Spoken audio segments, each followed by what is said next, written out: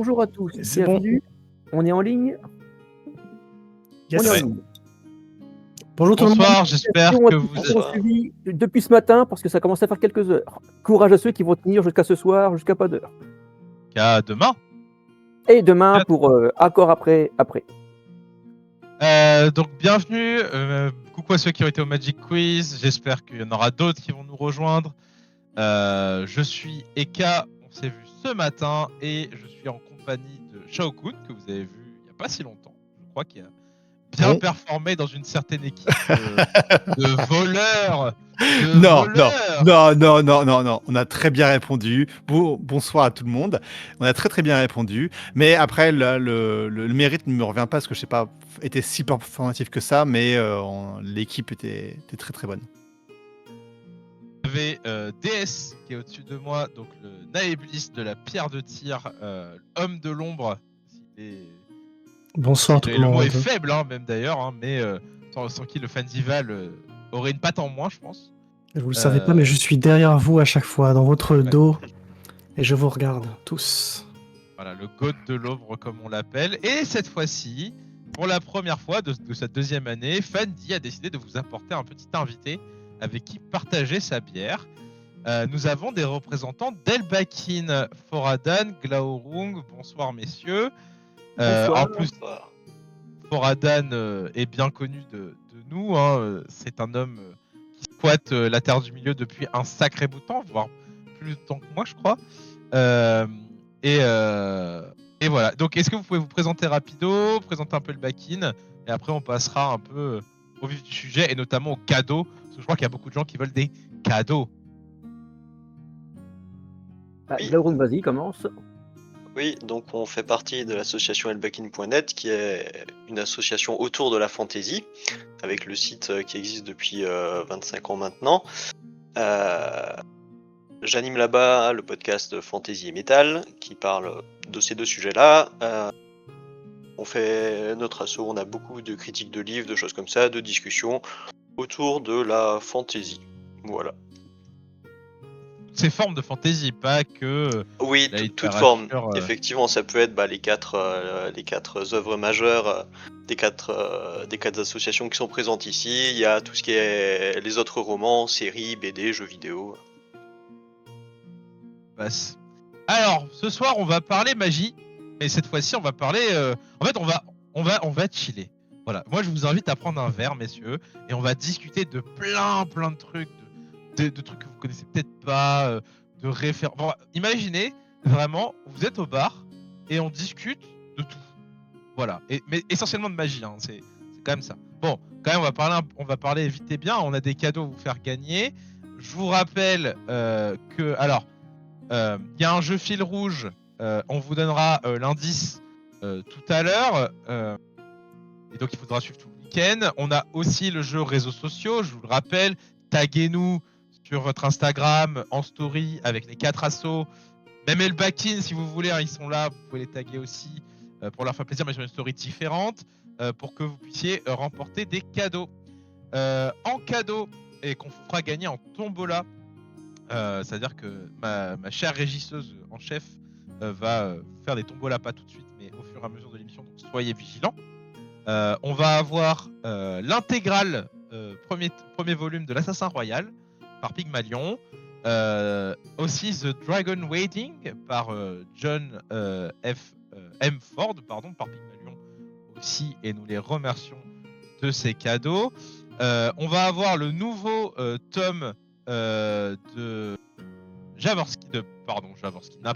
Sapkowski, du Sorceleur, la croisée des corbeaux. On va avoir aussi un bolo par Brajlon, qui est au-delà de la rivière noire de Howard, plus le culte de l'obsidienne de G. Lovegrove, qu'on va appeler le lot Conan. Et enfin, le lot qui me fait le plus plaisir, et je vous dis ça, j'ai un peu le seum va pouvoir y participer, le gagner, c'est le tout dernier bébé d'argile, à savoir L'envol des sables d'Aurélie Luong, qui sort bientôt, et qui promet d'être un roman de fantasy française tout à fait extraordinaire.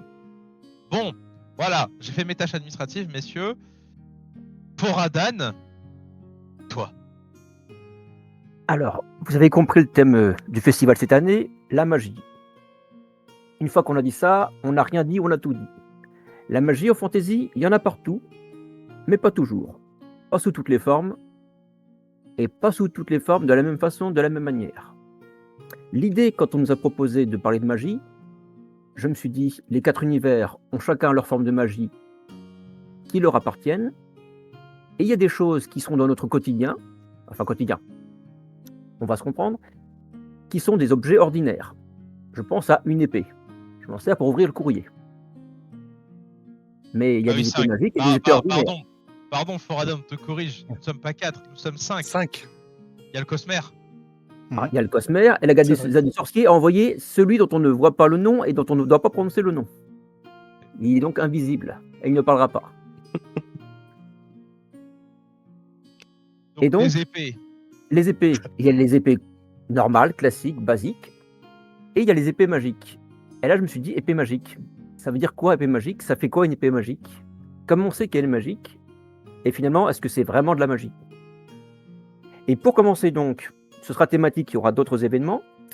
Je vais lancer la parole à mes petits camarades après avoir fait une rapide présentation d'épées qu'on pourrait penser magiques, mais qui sont non issues de fiction récente, mais plus de mythologie et de légende. Certaines vous parleront immédiatement, parce qu'elles ont été reprises à des milliers d'exemplaires, inspirations, parodies et autres. D'autres, vous reconnaîtrez, mais pas forcément qu'il y a eu ce modèle d'épée originale dans cette histoire originale.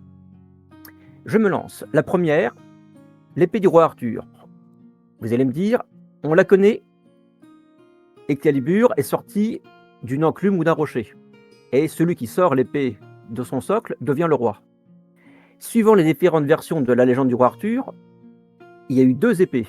Celle du rocher, qui désigne le roi, épée qui fut brisée, et une autre épée, Excalibur, lui fut donnée par la Dame du Lac. Excalibur serait donc la 2e épée dans cette version-là. Suivant la tradition, donc, Arthur a eu 1 ou 2 épées. Épée qui le rend invincible. Ça peut être pratique, mais son fourreau le rendait indestructible. C'est encore plus pratique. Un peu plus vers l'est, Gram. Vous ne la connaissez pas, et pourtant vous la connaissez. Odin, le seigneur des Asgard, avait planté cette épée dans un tronc d'arbre, en disant que seul le héros pouvait la retirer. Là encore, l'épée va choisir qui sera son porteur. C'est Sigmund qui va la récupérer. Sigmund, le père de Siegfried. Sigmund affrontera Odin, l'épée sera brisée, l'épée sera reforgée, ça vous évoquera quelque chose plus tard, et cette épée tuera un dragon, Fafnir. Wagner et l'or du Rhin, ça reprend la même chose. Et enfin, plus vers le Japon, l'épée de Kusanagi, qui a été déclinée en animé et en manga, y compris dans Naruto. Cette épée actuellement existe dans le trésor impérial du Japon. Seul l'empereur et les moines bouddhistes qui gardent les différents échantillons de l'épée, dont on ne sait pas si elle existe. On ne sait pas combien d'exemplaires, combien il y a eu de copies, et à quoi elle ressemble. On ne sait même pas sûr qu'elle existe vraiment. Mais l'empereur, quand il est intronisé empereur, entre dans le temple, les portes se ferment, il en ressort, il est empereur de droit divin, parce qu'il a vu, touché ou été sacré par l'épée, dont on ne sait pas si elle existe. Cette épée fait d'un homme ordinaire l'empereur du Japon, un dieu vivant suivant sa religion. Et maintenant que je vous ai donné tout ça, à quoi ça vous pense une épée dont le simple fait de la posséder donne à son propriétaire un statut différent, magique, divin ou héroïque? À quoi vous pensez? Il y en a plein d'exemples, mais c'est vous qui parlez. Ça. Aragorn, hein. C'est un peu, je pense, l'exemple logique. Il a une épée brisée qui fait de lui un roi. Ouais, c'est ça. Alors. C'est pas magique. Alors. Est-ce que c'est une épée magique pour autant? Alors, est-ce qu'elle n'est pas... je sais pas, tu vois, c'est compliqué parce que... Est-ce que c'est l'épée qui fait d'Aragorn le roi? C'est... Son Sachant que héritage. c'est une épée forgée par des nains, reforgée par des elfes. Ouais, c'est ça, Ouais. il y a ça, forcément, elle est, je pense qu'elle est plus durable et plus elle a un statut de légende. Et le fait d'avoir vaincu, d'avoir tranché l'anneau du doigt de Sauron, C'est genre, tu la vois arriver, tu sais que c'est la merde, quoi. Tu sais que celui qui la porte, c'est quelqu'un, quoi. Mais pour vous aider, le roi des morts dans les montagnes. Bon, ils le mettent surtout dans le film Version longue. Oui. Il reconnaît pas Aragorn, il reconnaît l'épée. Il reconnaît l'épée. Et pas l'épée d'Aragorn. Oui, L'épée. il reconnaît d'Elendil. Après, je suis obligé de parler de la roue du temps parce que là, Ouais. c'est Obligé. le parallèle le plus direct et le plus inspiré immédiatement d'Excalibur et de Kalandor, Gram. C'est Kalandor, effectivement, l'épée de Rand, qui est n'est pas une épée. coincée dans une pierre, dans un endroit qui s'appelle la pierre de tir, et celui qui va la déloger et la porter sera, par la prophétie, le dragon réincarné, voilà, etc. Donc c'est Mais c'est vraiment pas une épée. c'est dire que c'est pas une épée, oui, mais c'est une épée. C'est-à-dire qu'elle ne sert Mais c'est pas pas, une épée. elle sert pas d'épée pour se battre. Bon, Radan, c'est une Mais- épée, elle est désignée comme une épée. Et l'épée Elle est désignée comme une épée, elle prend la forme d'une épée. Après, c'est un artefact magique pour amplifier ça, la ça- magie de son porteur. Mais le simple fait de la retirer de la pierre de tir, le simple fait de la sortir de là, te désigne comme étant l'être de la prophétie. Et c'est le signe le plus important dans la prophétie, dans cet T'es univers. pas seigneur de tir du coup en la Non, sortant tu n'es pas seigneur de tir en la sortant par contre. Il n'y a pas cet aspect-là. Rand n'est pas le roi de tir, il n'est pas le seigneur de tir. Mais c'est le porteur de Kalandor, et donc il est reconnu officiellement comme étant le dragon incarné par le monde entier à partir du moment où il a retiré Kalandor de la pierre. Donc il y a ce côté arthurien à fond, effectivement, quand tu parles là-dessus. Après, nous, on n'a pas alors, pour aller sur Trône de Fer, nous, c'est pas une pierre qui est retirée, c'est quand même le corps d'une femme avec illumination, quand même, qui est l'épée d'Azor Ahai, où le mec, il a forgé une épée, et pour la tremper dans sa femme pour la faire refroidir, quand même. Si glauque là. C'est quand même- Et est-ce que c'est efficace comme méthode? Ah, c'est la seule méthode qui a réussi à ce que l'épée se brise pas, parce que c'est la troisième, je crois de tête, c'est la troisième tentative pour forger l'épée qu'il voulait, et avant elle a testé de refaire refroidir dans d'autres personnes que Nissa, et il y a que lorsqu'il l'a trempé Planté. dans sa femme, planté, pour la faire refroidir que ça a fonctionné. Quand on a tout C'est quand même- essayé, il reste plus que Sa reste femme. plus que ça. Comme dit Cosmer, en effet, ne reproduisez pas, c'est vous. non, pas du tout. Après, il y a une variation intéressante aussi quand tu dans la mythologie nordique, mais adaptée à l'ère moderne. Et du coup, je vais un petit peu bifurquer parce que c'est pas vraiment une épée, mais presque, c'est Mjolnir dans Marvel. Ouais. Dans l'univers Marvel, du coup, c'est un marteau, bien sûr, c'est le marteau de Thor. Et dans l'univers Marvel, ce marteau, eh bien, celui qui peut le porter est digne d'être Thor et est reconnu comme tel et tout. Et donc, ça mélange un peu cet aspect Excalibur où tu deviens la personne, le roi, voilà, en l'occurrence le dieu, si tu peux, mais ce n'est pas une épée, mais ça n'est pas si je m'abuse, c'est pas dans la mythologie d'origine du tout. C'est Non, c'est purement une Marvel qui adaptation de Marvel qui a inventé ce concept. Oui, parce qu'en soi, le pouvoir, enfin, dans la mythologie nordique, les personnages restent des personnages. Ce qui était intéressant dans Thor, c'est que justement, Oui. il fallait le nerf. Oui. Parce qu'il était beaucoup trop puissant, il fallait lui donner. Lui faire un stage d'humanité. Oui. Et ce faisant, en plus. il transforme cette arme en une espèce d'entité douée Sans de raison, Personnalité. qui peut prendre des décisions et donc reconnaître ou non quelqu'un comme étant digne ou pas. Après, C'est comme dans le dernier film où ça joue que Thor est obligé de jouer les médiateurs entre Mjolnir et sa nouvelle hache, qui est jalouse. Ah ouais, c'est vrai. Quelle horreur. Non, Bon, c'est on parle pas mon de ça. ex, ça n'a rien à voir. Oh là là. Et là-dessus, on a compris que, d'accord, les armes ont une âme et des sentiments. Protection magique, oui. En parlant d'armes qui a une âme, on peut aller sur un univers un peu différent, Wakfu, où il y a Rubilax, qui était un démon qui a été enfermé dans une épée et qui est utilisé par Tristepin, l'un des personnages protagonistes, et qui est une épée, qui a une âme, qui a même une conscience et qui a même ses propres sentiments, dans le sens où il aide plus ou moins son possesseur, on va dire, qui est également son geôlier. Ouais, c'est un ressort qu'on voit assez souvent au final, l'épée animée, Moorcock en 61 avec Stormbreamer, forcément. qui a lancé, on va dire, une vague à ce niveau-là, avec une épée qui boit des âmes, qui te restitue de la force, qui peut faire penser à Frostmourne qu'on a eu plus tard dans l'univers de Warcraft, forcément, qui a à peu près les mêmes caractéristiques et qui ont des volontés propres. Et c'est vrai que ça, c'est quelque chose qu'on voit quand même assez régulièrement et qui est fort, je trouve. Enfin, quand tu lis ou quand tu regardes des choses comme ça avec des héros un peu damnés ou qui aimeraient faire le bien ou faire moins de mal en tout cas et qui se retrouvent inféodés à leur arme. C'est assez... c'est plutôt... Bien Enfin, ça, quand c'est bien fait, bien écrit, oui. c'est cool. On a ça dans League of Legends là actuellement avec l'arc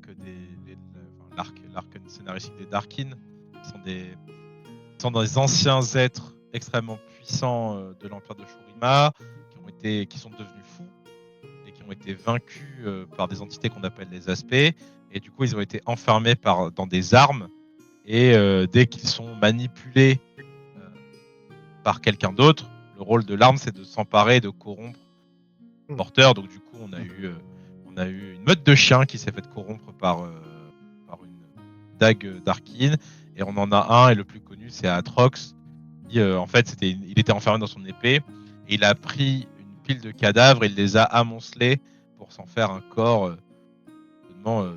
démentiel de sens, quoi. Mais ouais, c'est vrai que, et on en revoit ces patterns, l'épée en fait c'est un ressort scénaristique qui est intéressant parce qu'il permet de donner à des personnages trop purs une espèce de dualité, ou en tout cas quelque chose qui va les faire plonger. C'est vrai que ça peut pas marcher dans Game of Thrones du coup, parce que comme on l'a dit quand on a fait le ranking, le classement selon les alignements de D&D, je les ai revus il y a pas longtemps avec Shao, il y a aucun personnage qui est bon dans Game of Bon, Tu commences en purement forgeant bon, ton non. épée de cette manière-là. Hein. Purement bon, non. Je suis Sauf obligé Sansa, de rebondir sur, sur Lipifera dans le chat qui fait un très bon commentaire Oui. avec les fameuses lames d'éclat dans le Cosmere, du coup, dans les archives de Rochard, qui sont une version très intéressante de ce que tu dis avec Excalibur, avec ces épées-là, qui donnent le statut quand tu les portes. Ou à l'inverse, dans les archives de Rochard, quand tu deviens digne d'être un des héros, on va dire, de l'histoire, ta récompense d'avoir atteint cette dignité, c'est l'apparition de l'épée.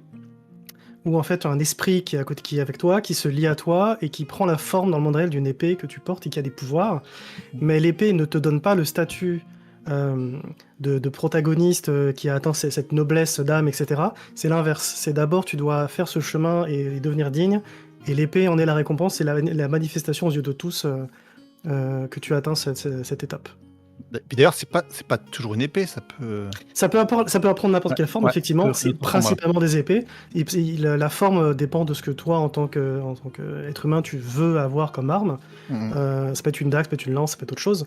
Mais c'est principalement une épée. C'est ce qui est employé le plus souvent dans les romans. C'est le plus visible. C'est les Green Lantern ton truc, en fait, littéralement, quoi. Un peu. Il y a un peu le côté cool. Enfin, surtout qu'il y a plusieurs classes, en fait. C'est pas tous la même classe de super-héros, on va dire. Oui. Tu peux être plus ou moins sympa selon le pouvoir que tu as, quand même. Là-dessus, j'ai envie d'ajouter que, alors, ça va rajouter des souvenirs à certains. Dans Dragonfly, il s'était appelé Fly à une époque, suivant la version française de l'animé. Vers la fin, quand il est en possession de ses pouvoirs de maître dragon, il a une épée démoniaque qui ne sort de son fourreau que si le combat est assez digne d'elle. Parce que l'épée est de l'ego, si le combat est trop facile, il se bat à point nu. Si le combat mérite qu'elle sorte du fourreau, là l'épée accepte le combat. Donc il sait que son adversaire est faible tant que l'épée ne veut pas sortir. L'épée t'a pas estimé digne du combat. Donc on va jouer ça à point nu. Ah bah c'est ça, c'est que en fait, les artefacts. L'épée a de l'ego et refuse un combat faible. Elle est trop puissante pour des combats faibles. L'artefact magique, c'est soit une validation de ton personnage, ça permet de. Soit t'inscris un personnage maléfique extrêmement puissant parce qu'il a son artefact magique et que du coup, badass et il pète tout. Soit l'épée est trop puissante, si elle sort pour n'importe quoi, c'est gâché. Oui, voilà. Et si. Ouais, bah ça, c'est le sabre laser. C'est ce que dit Obi-Wan. Le sabre laser, lui, il réagit sur un bouton, il se pose pas de questions. Oui, mais c'est ce que dit Yoda ou c'est Obi-Wan sur les Jedi. Un sabre laser, il peut être dégainé tout à la fin, tu vois. Genre, C'est vraiment ton arme d'ultime recours et c'est à toi d'un peu de reconnaître ta situation de sortir. Il faut pas le sortir avant. C'est un peu gâché de le sortir. Quoi. C'est un C'est peu les- con. Ouais. C'est un sabre laser. Sors-le. C'est pour l'époque des Jedi, parce qu'après, Oui, entre bien Old sûr. Republic et plus récent, on va dire que c'était pas la même utilisation aussi, ouais. Bon, bien sûr. Il y a des fois Dans où ma ils ont été liste, très précis. j'avais aussi l'épée qui change la personnalité de celui qui la porte. C'est-à-dire que il y a quelqu'un qui a cette épée, et d'un Alors. coup, cette épée va le transformer, et comme on a une actualité dessus, les maîtres de l'univers musclent. C'est Le vrai, prince Adam c'est est vrai. le prince Adam. Mais grâce au pouvoir de l'épée, il devient musclore. Ah, non, Comme dans les Cosmocats, vous avez l'épée d'Omens qui fait la même chose, donne des pouvoirs en transformant son porteur. Oui. Ah, je suis obligé de parler du coup là d'Elric. On en a parlé des épées Ah, qui, ouais. qui a des pouvoirs.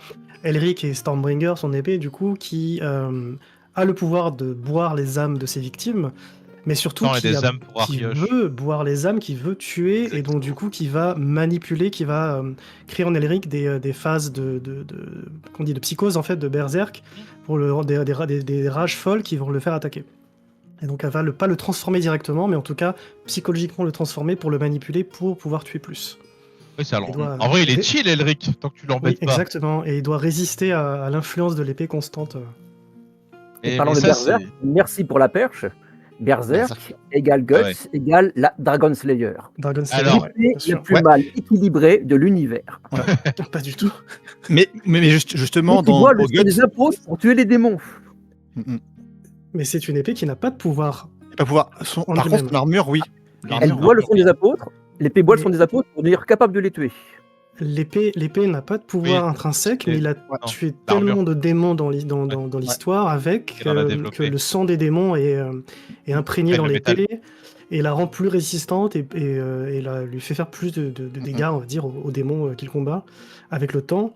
Mais même ça, c'est théorisé par les gens dans l'univers lui-même, qui ne comprennent pas comment cet homme, qui est juste qu'un simple homme, est aussi fort. Mais l'épée en elle-même, à la base, ce n'est qu'un morceau de métal gigantesque qui manipule. L'épée la plus Et mal c'est équilibrée lui, de par ses tout combats l'univers. éternels, qui la rend plus ou moins magique à la force de ses points. Et L'armure, là, dans ce cas-là, elle-même, par contre, l'armure. boit le sang de son propriétaire. Par contre, tellement le- l'armure, oui. L'armure, c'est L'armure. autre chose. L'armure est magique, totalement magique, et l'armure est dangereuse. Et l'armure, c'est Stormbringer en forme d'armure, quasiment. Là-haut, tu voulais dire. Le combo est monstrueux, évidemment. C'est ça, totalement. C'est le fait qu'en fait, c'était. Alors, c'est pas une armure il se nourrit plus même de. Enfin, il le blesse, mais il se nourrit plus de son âme, mais sa colère, ses sentiments qu'autre chose en fait. Il le détruit. Ça détruit son esprit en même temps en fait. D'ailleurs, en termes d'armes, d'artefacts magiques, il boit une essence extérieure pour se renforcer, en effet, dans le chat. Et parce qu'il faut mentionner quand même les gens de la Gazette, hein, l'épée de Gryffondor se nourrit du sang de basilic pour se renforcer. Tout à fait. Ça la rend plus durable. Mais en fait, c'est ça. En fait, un artefact magique, il est vide. J'ai l'impression dans les ressorts scénaristiques, c'est que soit il ne sert que il est une extension de ton personnage et il est limitant plus ou moins ce qu'il est capable de faire, soit c'est un objet doué de conscience et qui va essayer de créer un dilemme moral dans toute ton écriture qui va rendre en fait ton personnage un peu plus intéressant parce que du coup on lui donne un dilemme moral et que tu vois, je pense à Rand quand il a Kalandor, en fait il veut pas s'en servir parce que Il a il reposé.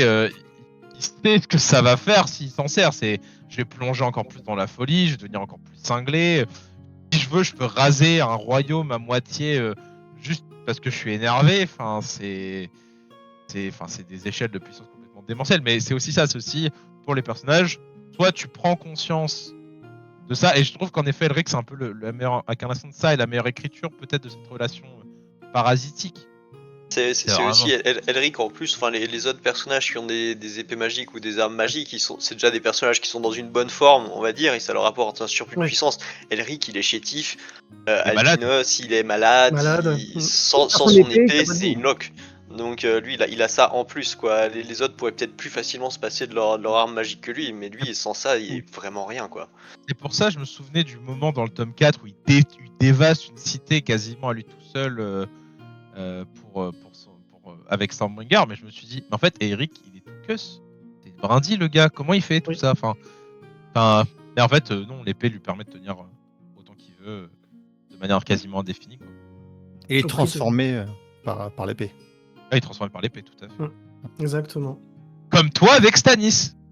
Stannis, il est transformé. Alors, il est transformé par Mélisandre, Non, hein, alors, mais il est. Je pense que dans le cas Stanis, après, je sais pas si c'est une interprétation qui est commune ou pas, mais c'est plus il se sent investi ou il fait semblant de se sentir investi parce que Stanis, on ne sait pas s'il croit à tout ou pas. Ça l'arrange. Ça l'arrange, je pense, mais on n'a pas son point de vue réellement. Est-ce qu'il croit tout, ou est-ce que le fait que le pouvoir que lui apporte Mélisandre, de par le fait d'avoir illumination, fonctionne réellement. Ça, voilà. Voilà. on a parlé Non, un petit peu ce matin avec Ouais. voilà, le fait qu'elle avait un bijou rouge et que c'était probablement un effet d'optique potentiellement, ou que c'était des vraies flammes. C'était toujours En parlant des bijoux, et là, je repars sur le côté transformation. Il y a toutes les Magical Girls. Oui, qui ont je voulais le mentionner. Voilà, toutes les Magical Girls. En fait, c'est vraiment un peu comme Elric. Alors, Elric, Sakura, chasseuse de cartes, même personnage. Si j'avais su ce soir qu'on aurait dit ça, ça aurait été bizarre. Bizarre, avez-vous dit bizarre? Non, à la limite, c'est Clémentine éventuellement. C'est plus Clémentine qui est je crois, qui est paraplégique et qui peut, avec son pouvoir de Magical Girl, un cancer, je crois. Enfin, il y a Ouais, il y a un une truc. maladie incurable et elle est condamnée. Ah. Voilà, il y en Mais a c'est plein. ça, Il y c'est a qu'en plein, fait, les transformations te donnent une autre personnalité, en tout cas dans l'univers asiatique. Quand tu te transformes, tu n'es plus la même personne. C'est ça, voilà. Il y a plein d'exemples. Et puis, on peut même parler de certains qui changent complètement le personnage. Alors, c'est leur mode, hein. C'est l'hormone, ouais, ça change un petit peu son tenue, mais je pensais à un truc qui est peut-être un peu moins connu, Madoka Magica, où en fait, la transformation elle-même détruit les héroïnes en même temps. Donc, ça peut être ardos quand même aussi, même pour elle. Ah bah on peut partir dans ces conditions, on part directement dans les debugs et chats noirs, dans Miraculous, où les fameux Miraculous te transforment effectivement comme des Magical Girls, mais certains d'entre eux ont des défauts, et donc du coup te tuent petit feu si tu les utilises. Et c'est un des points de plot importants. Ça y est, on a mentionné Miraculous et Debug dans un podcast de fantasy, c'est fait. Du coup, on va revenir sur C'est ça qui est beau de la magie. on parlera à tout le monde. Épée magique, Excalibur, vous allez me dire la légende de Zelda. Oui, Ah oui. Master Ouais. Sword. Ouais, mais ça Les sort. épées magiques, on en a puisqu'on nous dit carrément jette cette épée en bois pour une vraie épée. Nombre de fois on a dû ramasser une Master Sword est Sword carrément dans un nommé set. Excalibur, d'autres c'est l'épée du héros, l'épée du temps, l'épée qui peut faire voyager dans le temps. Parfois pas la meilleure épée suivant la circonstance. Je rappelle que l'épée Goron pouvait casser les rochers plus facilement. Ouais. Mais Link apprend à jouer avec différentes épées. Et l'épée magique, c'est quand même celle qui, de temps en temps, est pas toujours nécessaire pour vaincre le boss final, puisque souvent il le finit à l'épée, puis à l'arc, et parfois uniquement à l'arc. À la base, Link est un archer. C'est C'est vrai. c'est Et parfois, vrai. Alors, ça dépend le Link, parce qu'il y a plein de Link. Il y a Oui, plein c'est de ça. Link. Mais oui. Totalement. Donc, Bah, alors après, que voilà, ouais. l'épée est souvent récupérée comme un objet magique. Si on cherche un arc magique, on va se demander qu'est-ce qu'il fait par Ah, rapport à un arc Je crois normal. que sur les références Wikipédia ou sur des encyclopédies, quand on cherche les objets magiques, l'objet le plus mentionné comme objet magique, c'est l'épée. Donc il y a vraiment un truc comme quoi l'épée c'est la magie, c'est le pouvoir, c'est le contrôle, c'est la domination. Vraiment c'est quand même assez impressionnant quoi, parce que tu as des objets magiques en effet dans la fantasy, mais t'en as dans notre réalité. En fait, t'en as tellement plein. Ou des objets apparentés comme magiques ou ayant des propriétés magiques importantes, hein, les épées légendaires, les épées divines. Le nombre est complètement indécent quoi. Je pense qu'on a même entre le premier et le deuxième, l'écart est immense. Tu vois, je crois que le deuxième c'est pas les boucliers, mais je crois que c'est les bottes ou les vêtements. Et là, je crois que l'écart il est abyssal quoi.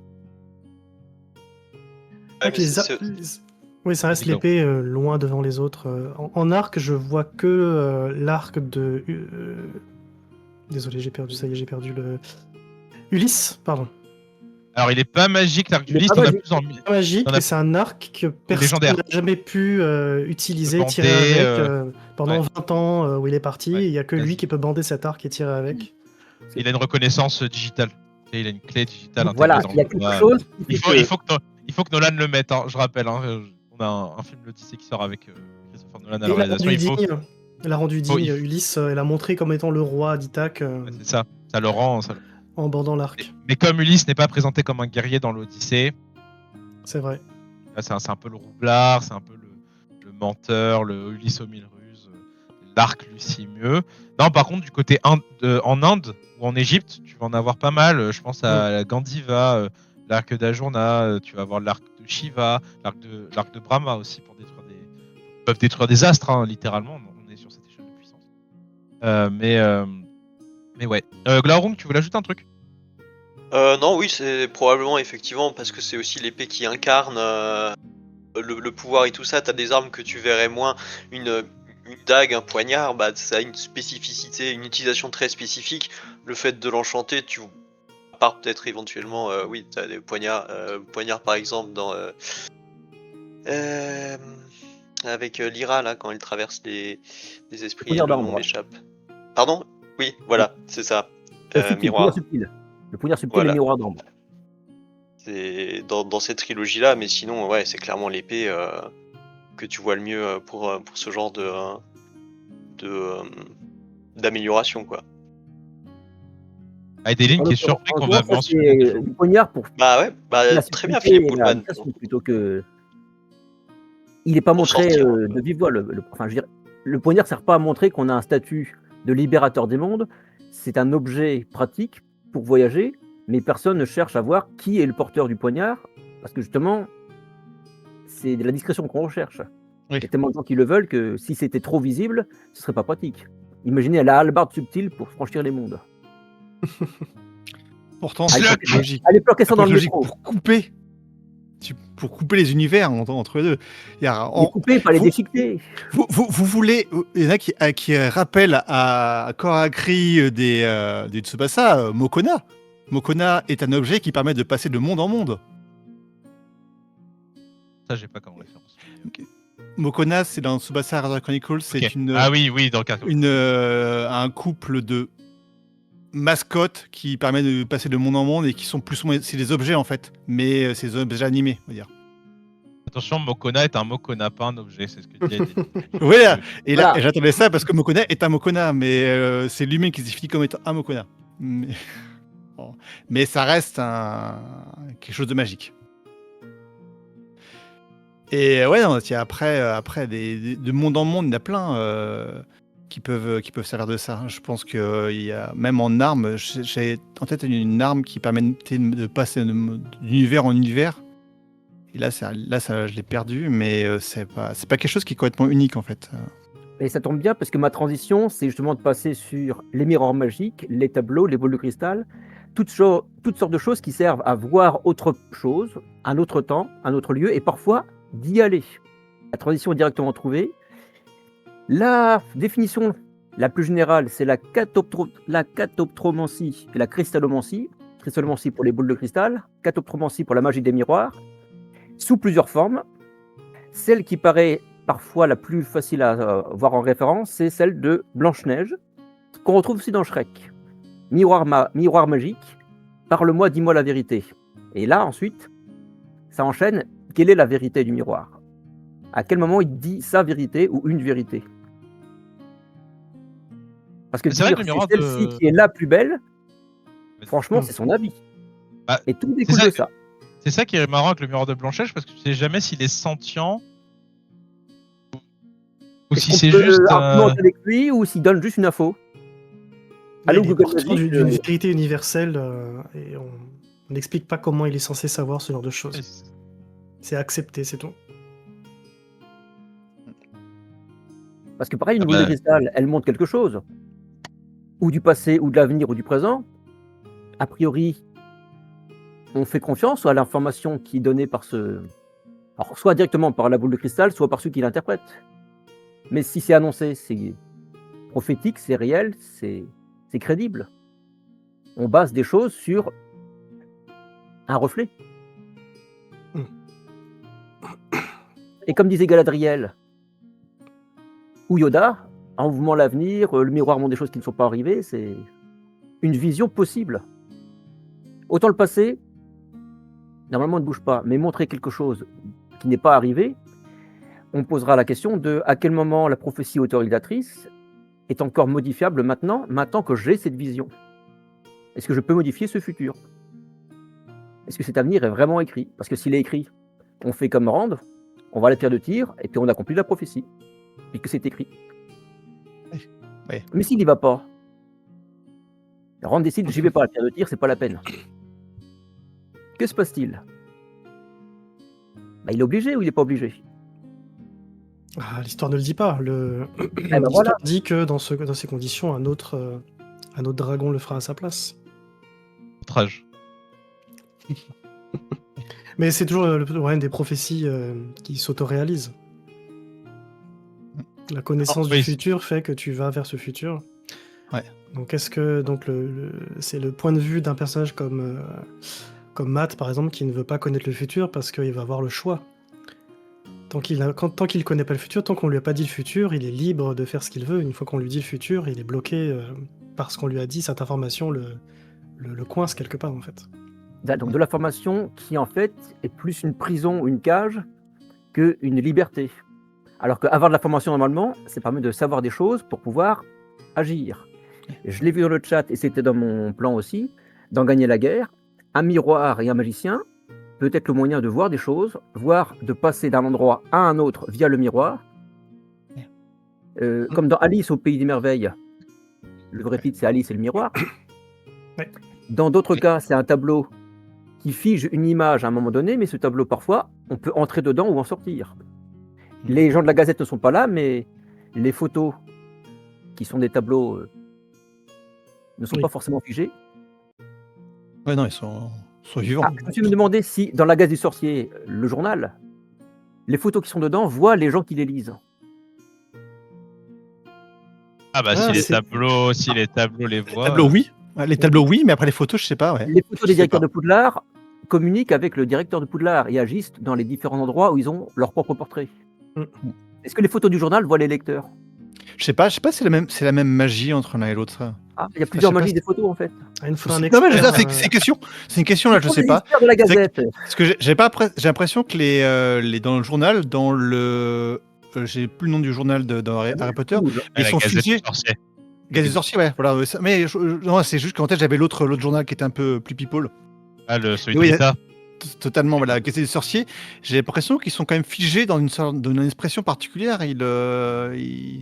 Ils sont pas doués d'une conscience propre. J'ai l'impression les photos dans le journal, alors que les tableaux sont plus indépendantes. Les photos, c'est plus un enregistrement en 3D. Ouais, c'est un espèce de gif au final un peu amélioré, quoi. Je me souviens pas que les photos, effectivement, réagissent en fonction de qui les regarde ou interagissent. J'ai pas le souvenir. Après, il me faudra un expert qui se souvient de toutes les scènes où on voit des journaux ou des photos, etc. Les portraits des directeurs de Poudlard, eux, interagissent. Oui, oui, totalement. Ils sont habités par des esprits, carrément. Ils sont capables de se balader dans leur monde, le monde de la peinture, en fait. Je dirais que la photo la plus emblématique, c'est dans Le Prisonnier d'Azkaban, quand tu vois justement, quand tu vois prisonnier, tu vois vraiment juste un gif où il tourne la tête à droite à gauche et ça en boucle, quoi. Ouais, les tableaux, ça reprend un petit peu aussi un concept qu'il y a dans One Piece, dans le manga, où il y a le fruit du miroir, et son détenteur, en fait, en l'utilisant, peut entrer dans n'importe quel miroir et arriver dans une dimension parallèle, où elle a accès à tous les miroirs du monde. Et peut aller espionner n'importe qui a un miroir dans sa pièce quelque part et tout, et ressortir par un autre miroir à volonté. Il y a toujours cet aspect de dimension surnaturelle où tu peux aller voyager. Et on parlait tout à l'heure justement de la trilogie de la poussière, non, l'ancien nom. Rosée des mondes. La croisée des mondes. Croisée des mondes. Si le poignard subtil permet de voyager entre les mondes, le miroir d'ambre, qui en fait, miroir est une traduction étrange vu que c'est The Amber Spyglass, autrement dit le télescope d'ambre, permet lui de voir l'invisible. C'est invisible qui fait réagir l'alessiomètre qui dit la vérité. La vérité dont on parlait tout à l'heure. Mais une vérité à interpréter. Oui. Donc on se retrouve encore dans un cas, on voit des choses, on veut y croire, mais être sûr qu'on a raison d'y croire, avec toujours le problème de savoir si l'information que j'ai vient de modifier ce que j'aurais fait si je ne l'avais pas su, et du coup, est-ce que mon libre arbitre est toujours actif, ou est-ce que je ne suis pas télécommandé par le destin et le futur? Est-ce qu'on ne me dirige pas sur la trace que je dois faire, et finalement, est-ce que c'est encore moi qui vis mon aventure? Pour Rand, on sait. Rand, il suit les prophéties. Puis, Oui. prophétie le suivre. Le héros, la roue qui tourne dès le début, on sait comment ça se passe. Il y a zéro surprise. Oui, Enfin, c'est zéro. déjà écrit. C'est La déjà fin est connue, cette c'est le espèce cheminement de qui cycle découle. éternel. Donc oui. Roi Lion. Là, en- Ah, Tim Plume fait un très bon commentaire là, dans le 5e tome d'Harry Potter, effectivement. Maugret demande aux gens sur la photo de se décaler pour qu'Harry puisse Ah oui, voir c'est tout vrai. le monde. Donc il y a effectivement quelque chose d'interactible. Peut-être que c'est des degrés de magie différents. Mm. C'est plus. Soit tu. Pour que le tableau puisse interagir avec toi, et t'as juste l'animation. Cible. Peut-être les divers degrés. Et dans Gagner la guerre, puisque c'était évoqué, les magiciens de Récine, notamment Sassanos, peut utiliser les miroirs pour voir des choses, se déplacer, mais quelqu'un qui connaît cette magie-là, en fuite, va demander à couvrir les miroirs pour ne pas être espionné. Oui. C'est-à-dire qu'en fait, Ça la pu magie voir, miroir, elle est bloquée par un simple drap. Ça a pu se voir dans d'autres univers aussi, du coup, en tout cas au niveau de l'adaptation. Forcément, d'ici un des anneaux. Après, je sais pas comment c'était mis dans le roman, je ne sais plus. Mais c'est vrai que quand tu vois l'adaptation de Peter Jackson, il jette vite fait un drap sur le palantir et c'est bon, c'est réglé, plus ou moins. Ah, le palantir, c'est plus technique que ça. Il y a l'orientation, il y a la position par rapport à un centre nord-sud. C'est technique un palantir. Je pourrais en parler 2 heures, je l'ai déjà fait. On ne le fera pas ce soir. On s'en passera au niveau des miroirs qui C'est permettent de pas- voyager. C'est pas l'objectif. Oui, non, Dieu nous en préserve. Il y a dans Et le- là, dans- j'ai une lecture récente dans le Paris des Merveilles de Pével. Il y a des personnages qui peuvent se cacher dans un miroir si on vient fouiller leur demeure. Ils entrent dans le tableau et ils sont dans le tableau, mais ils peuvent se cacher derrière un décor du tableau. Dans la trilogie de Morgenstern, c'est la même chose. Parfois, on cherche quelqu'un et on se rend compte, ce tableau, je l'ai déjà étudié à l'école, il y a un motif qui n'est pas normal. Ah, et on peut entrer dedans et en fait en enlever quelque chose. Un petit peu comme si c'était une fenêtre ouverte sur un autre univers, avec, pour ceux qui en ont les capacités, un moyen d'entrer et de sortir. Inconvénient, c'est que si on ne sait pas sortir, on est piégé dedans. Ouais, totalement. Et Après, là, j'arrive à Dorian Gray, parfois le tableau, il veillait à votre place. On pourrait imaginer que quelqu'un est piégé dans un tableau. Dorian Gray. Et on nous parle dans le chat de la passe miroir que, à titre personnel, j'ai pas lu. Je sais que ça marche très bien, on le voit aux Imaginales à chaque fois. En termes de vente, je sais pas si quelqu'un ici. Oui, je l'ai lu. Non. Ah, c'est. En fait, c'est que l'arche d'où vient Ophélie, elle repose sur un concept, c'est que les objets sont animés, ils prennent les émotions des gens et ils s'anthropomorphisent en soi. Hein. Tu peux avoir des écharpes qui peuvent vouloir te protéger un peu à la manière de la cape de Doctor Strange. En effet, Ophélie a en plus un autre don. Voilà, c'est la capacité de pouvoir voyager à travers les miroirs. D'ailleurs, elle a une espèce de déformation de son équilibre interne, parce qu'en fait, elle s'est retrouvée à un moment bloquée pour s'expliquer. Non, pas encore pour les mots croisés, ça arrive. Ça a été expliqué dans le T3. Et Et en fait, c'est assez vrai que c'est intéressant parce qu'elle peut rester coincée, elle peut coincer des gens, elle passer, pas forcément d'autres. Des fois, il y arrive, des fois, il n'y arrive pas. C'est un pouvoir qui est extrêmement dépendant de son état mental parce qu'à un moment, il y a quand même un long moment du tome 2 où il y arrive plus du tout. Et ça, c'est plus une capacité. C'est pas lié au miroir. Là, c'est pas le miroir qui est magique, c'est elle qui est capable de passer au travers. Alors après, ça, c'est une grosse discussion. C'est est-ce que quand tu manipules un artefact magique, c'est toi qui es magique ou c'est l'artefact? Est-ce que le pouvoir vient de toi ou Ça dépend de l'univers. ça dépend de Voilà, l'univers. Ça dépend de l'univers, ça dépend des personnages, ça dépend de l'objet, ça dépend de plein de choses en fait. Ouais. Oui. Ça dépend de la volonté de Rappelez-vous ton que c'est la baguette qui choisit son sorcier, Gandalf. Oui. Comme disait là dans voilà. Oui, dans la roue du temps, ça dépend de chaque objet. Chaque objet magique a été créé par des êtres humains.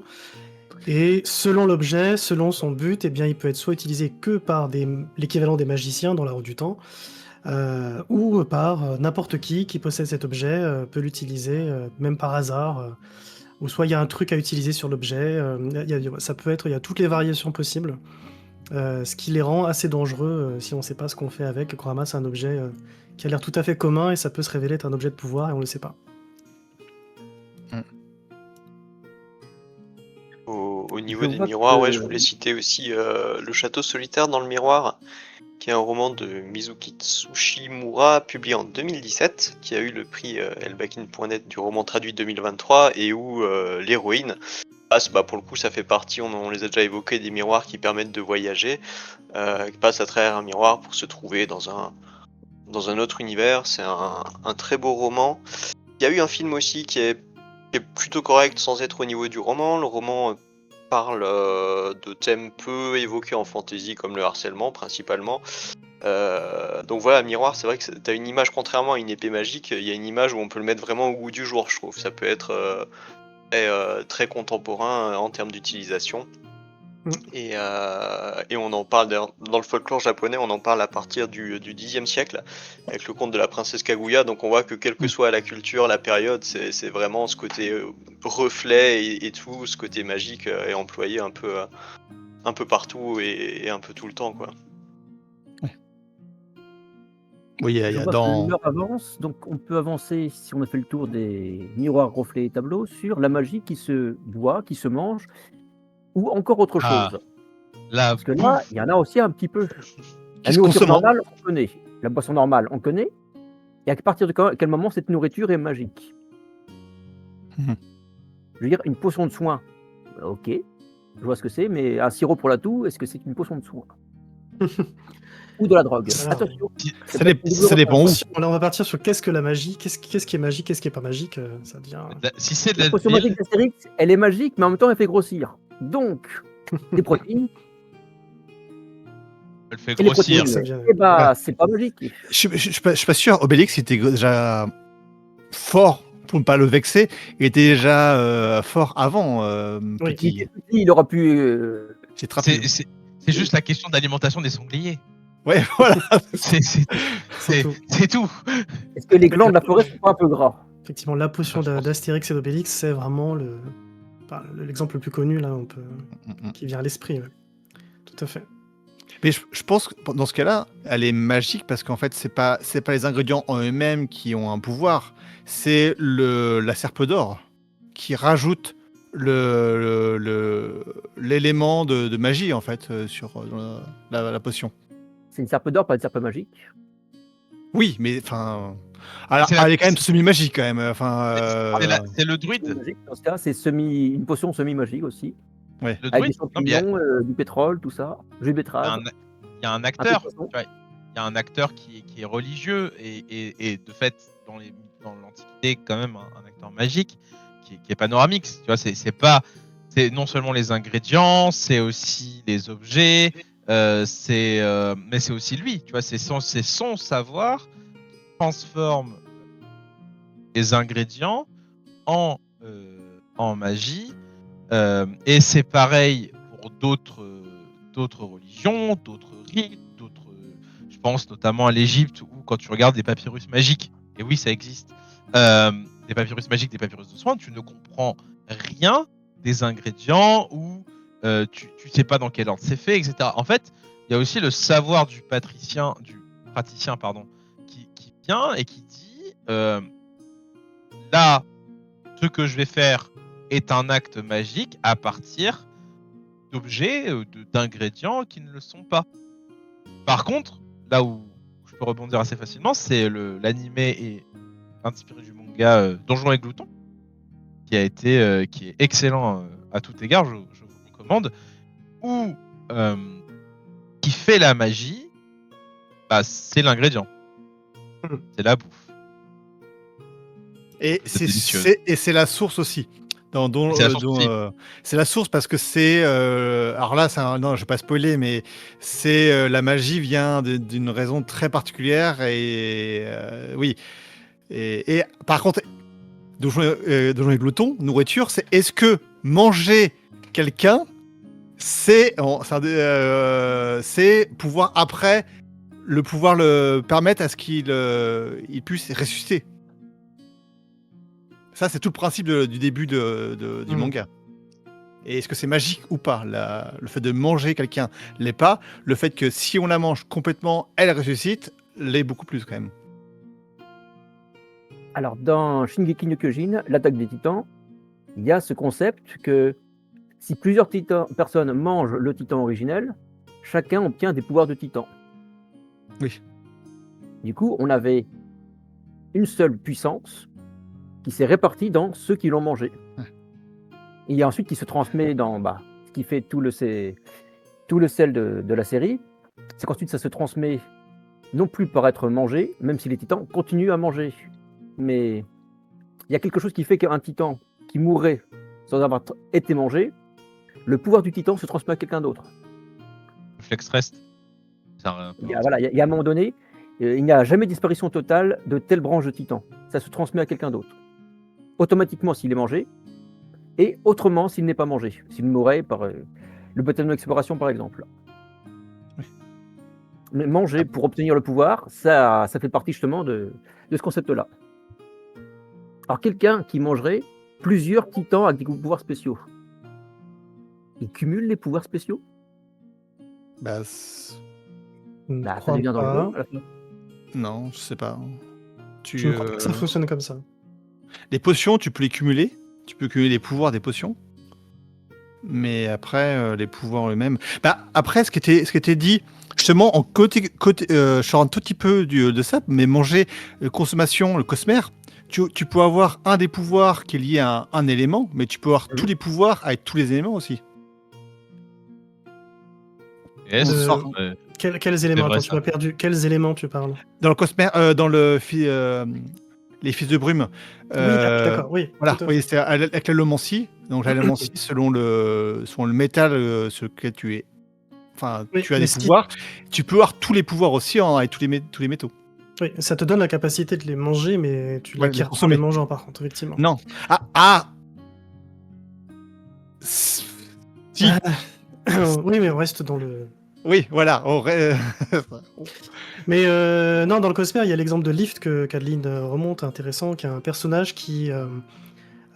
tous les personnages dans les archives de Rochard, les personnages utilisent une forme d'énergie qu'ils appellent la flamme, qui leur permet d'alimenter, on va dire, leur pouvoir magique. Et cette énergie, elle est récupérée naturellement, on va dire, par la météo, on va dire, et ça se recharge et ils peuvent l'utiliser régulièrement. Et il y a un personnage qui, à la place d'utiliser cette flamme, la génère elle-même en mangeant. Et donc, ce personnage est en train de manger tout le temps. Donc, chaque scène où il y a ce personnage de présent, elle est en train de dévorer quelque chose constamment. Et elle reste fine et agile et très petite. Elle ne grossit pas du tout parce qu'en fait, tout ce qu'elle dévore en fait, part pour générer ses pouvoirs magiques. Alors là, je fais un encart parce que c'est l'un des rares cas que j'ai trouvé. Il y a la magie qui peut se boire et se manger, mais il y a aussi la magie qui se sniffe. Dans les poudres mages, avant un combat, et c'est par les narines que la poudre magique arrive dans le magicien. Ah, pas mal. Donc ça donne visuellement génial. quelque chose de différent. Donc voilà, il y a pas que manger et boire, il y a aussi respirer la magie. Il y a l'injection. Il y a se faire injecter il y a, je sais plus dans quel roman. Non, Après- j'allais dire sorceleur, mais c'est pas une injection, c'est une, Non, il boit, ouais. Tu le vois. c'est le boire, ouais, c'est boire. Mais non, il y a Oui. un processus, mais Ouais, le concept de transfusion en général en fantasy, Dans c'est Arcane pas trop représenté. Non, tatouage. Arcane, ouais, Non, Arcane. Arcane avec dépasse. Shimmer. Hein. Après, Les tatouages. juste simplement les vampires. On n'a pas parlé des vampires, mais Oui, c'est un oui. petit peu la base aussi Oui. de se nourrir pour acquérir des pouvoirs magiques. vampire, loup-garou, c'est pareil, c'est le même principe, c'est le fait de consommer ou d'être consommé qui te transforme l'un à l'autre. Ouais. One Piece avec les feux du dragon, vu qu'on en... Oui. fruits Les fruits pardon. du démon. Les fruits du démon. Fruits du démon, pardon. Et la Dragon, cité, mais dans Dragon, c'est Dragon Age, quelqu'un d'autre. Qui, la d'ailleurs, magie liquide, elle peut être bénéfique ou maléfique suivant le personnage dans certains cas. Il y a des tatouages qu'on peut se faire avec le lyrium qui Oui. va donner des pouvoirs. Ça peut être injecté, pu pour certains, avec des effets négatifs. Donc choisir entre la puissance et le contre-coup. Ou je crois que c'est les Templiers qui, eux, ont un bonus avec ça, mais c'est pas simple. Donc il y a quelque chose qui est pas unanimement bénéficiaire pour tout le monde. C'est magique, mais pas avec les mêmes conséquences suivant qui on est. Un peu comme Obélix qui ne peut pas boire de potions magiques parce que Oui. qu'est-ce qui se passerait? Ah, c'est juste Panoramix qui veut pas lui en foutre. Voilà, il veut pas, mais qu'est-ce qui se passerait si? C'est déjà arrivé, je crois, une fois. Une fois, mais 2 gouttes. Oui. Parce qu'il ne se sentait pas en forme. Un peu rappelle-pas. Ça lui a changé. Je fais juste un break. On m'a murmuré dans le chat qu'il faut insister sur le concours sur les réseaux sociaux. Vous avez peu de participants. Je vous en conjure, participez, parce que sinon vous allez manquer plein de lots. Je rappelle la règle, elle est toute simple. On prend les 4 comptes sur Instagram, on nous tag dans vos stories, et vous nous faites une story en public, merci à Edeline, pour pouvoir gagner plein de lots. En fait, il y a massivement, il y a des lots massifs, et donc ne passez pas à côté, sinon on les fera gagner l'année prochaine. Mais participez, voilà, et je le redirai à la fin. Merci Foradan. Et en chat, déjà en plus de mémoire que moi, il se rappelle que quand Obélix a bu tout le chaudron, il s'est transformé en pierre. Ah oui, exact. Donc, Ah oui, c'est vrai. Il y Donc a, c'était pour ça que Normix voulait pas insister. il y a un univers que j'aime beaucoup où je vais spoiler légèrement, c'est le tome 1. Donc ça, c'est très léger. Oui, désolé. C'est dans le cycle des démons de Peter Webrett. Où c'est l'homme horrible qui reprend un peu tout ce qu'on vient de dire en fait, où dans cet univers-là, les gens sont attaqués par des démons constamment, toutes les nuits, mais les symboles ont du pouvoir, et donc les gens tracent des symboles sur le sol pour protéger leur maison, et s'il y a un moindre défaut dans le symbole, genre s'il est effacé ou si quelqu'un marche dessus, le cercle est brisé et les démons peuvent rentrer et massacrer tout le monde. Et un personnage va apprendre à la fois commencer à se tatouer des symboles qui vont activer du coup les protections sur son propre corps, et ensuite commencer aussi à consommer la chair de démons directement et acquérir une partie des propriétés démoniques en fait et des pouvoirs, plus de résistance, plus de force, etc. par cette consommation de cette chair qui est intrinsèquement magique qu'ont les démons. Et on retrouve un petit peu tout ce que tu viens de dire sur ces différentes façons d'acquérir par la consommation un petit peu. Mais aussi par le tatouage. Consommation et tatouage, ça me fait penser à Full Metal Alchemist, qui, l'un des personnages, a fait l'alchimie grâce à des tatouages qu'il a récupérés, parce que c'est pas les siens à la base. Et de l'autre côté, il y a également la consommation par la pierre philosophale, qui est le pouvoir. Ils en ont plus ou moins, j'entrerai pas dans les détails d'où vient l'alchimie, mais où l'augmentation de pouvoir peut arriver en consommant des pierres philosophales qui ont une source que je spoilerai pas, qui ont une source magique, on va dire magique, de consommable, on va dire, voilà. Là, c'est plus le dossier sur le coût de la magie. C'est un autre débat. Oui, là, on pourra en parler. Mais ne parlons pas de qu'est-ce qui est réellement... à qui ça coûte. Mais Full Metal est un bon dossier pour comment coûte la magie. On pourrait faire 4, on pourrait faire 2 jours aussi, rien que sur Full Metal, c'est une œuvre tellement bien. Mais Full Metal, ça me fait penser qu'on a aussi, et je sais que des gens en parlent dans le chat, donc dans One Piece, la magie, parfois, c'est le fruit du démon. Oh là là. Oui. Et son contre-coup, c'est qu'on nage pas bien. J'ai honte, alors je m'excuse auprès de tout le monde, j'ai honte, on parlait de sniffer la magie, etc. On était tous choqués, mais en fait, on a un exemple évident, c'est l'épice dans Dune. Ah Oui, c'est vrai. oui, totalement. Ah oui. oui, Et oui, on a les oui. piges de Dune. Effectivement. Il suffit de la respirer et pour avoir des pouvoirs magiques, et qui est la base de toute l'économie de la galaxie. Et j'ai totalement oublié cet exemple tout simple. Et c'est juste qu'au lieu d'être digéré par l'estomac, bah, ça passe par les poumons, mais ça finit dans le sang pareil. Ton cerveau surtout. Oui, c'est... Exactement. J'ai vu L'important, dans le c'est de savoir chat si c'est légal ou pas. C'est Glaurung. J'ai vu une référence à Planteur, je me tranche la gorge que je voyais pas trop dans ce truc-là. Je suis pas persuadé que les hot dogs bas de gamme du vendeur d'Ankh-Morpork aient un Magique. réel. Ouais. Enfin, ils doivent être magiques d'une certaine manière, mais Je leur achète, donc c'est magique. parce les que effets, ouais. Mais c'est oui, vendeur, si. c'est magique. Célius, oui, le sang des vers et des truites, des Oui. sables, etc. dans Dune plus tard aussi, bien sûr. Oui. Ouais, c'est vrai que. Mais là, tu n'as une seule créature magique. Littéralement, la puissance de ton univers repose sur Arrakis, du coup, et donc sur Un le animal. troll, hein, sur Ouais. un animal. Probablement pour ça qu'ils font des guerres pour ça. Il y a du sang, la magie du sang, il y a plein d'œuvres qui ont de la magie qui est liée au sang, qui est liée aux os. Une chose qu'on n'a pas trop parlé, l'épouvanteur.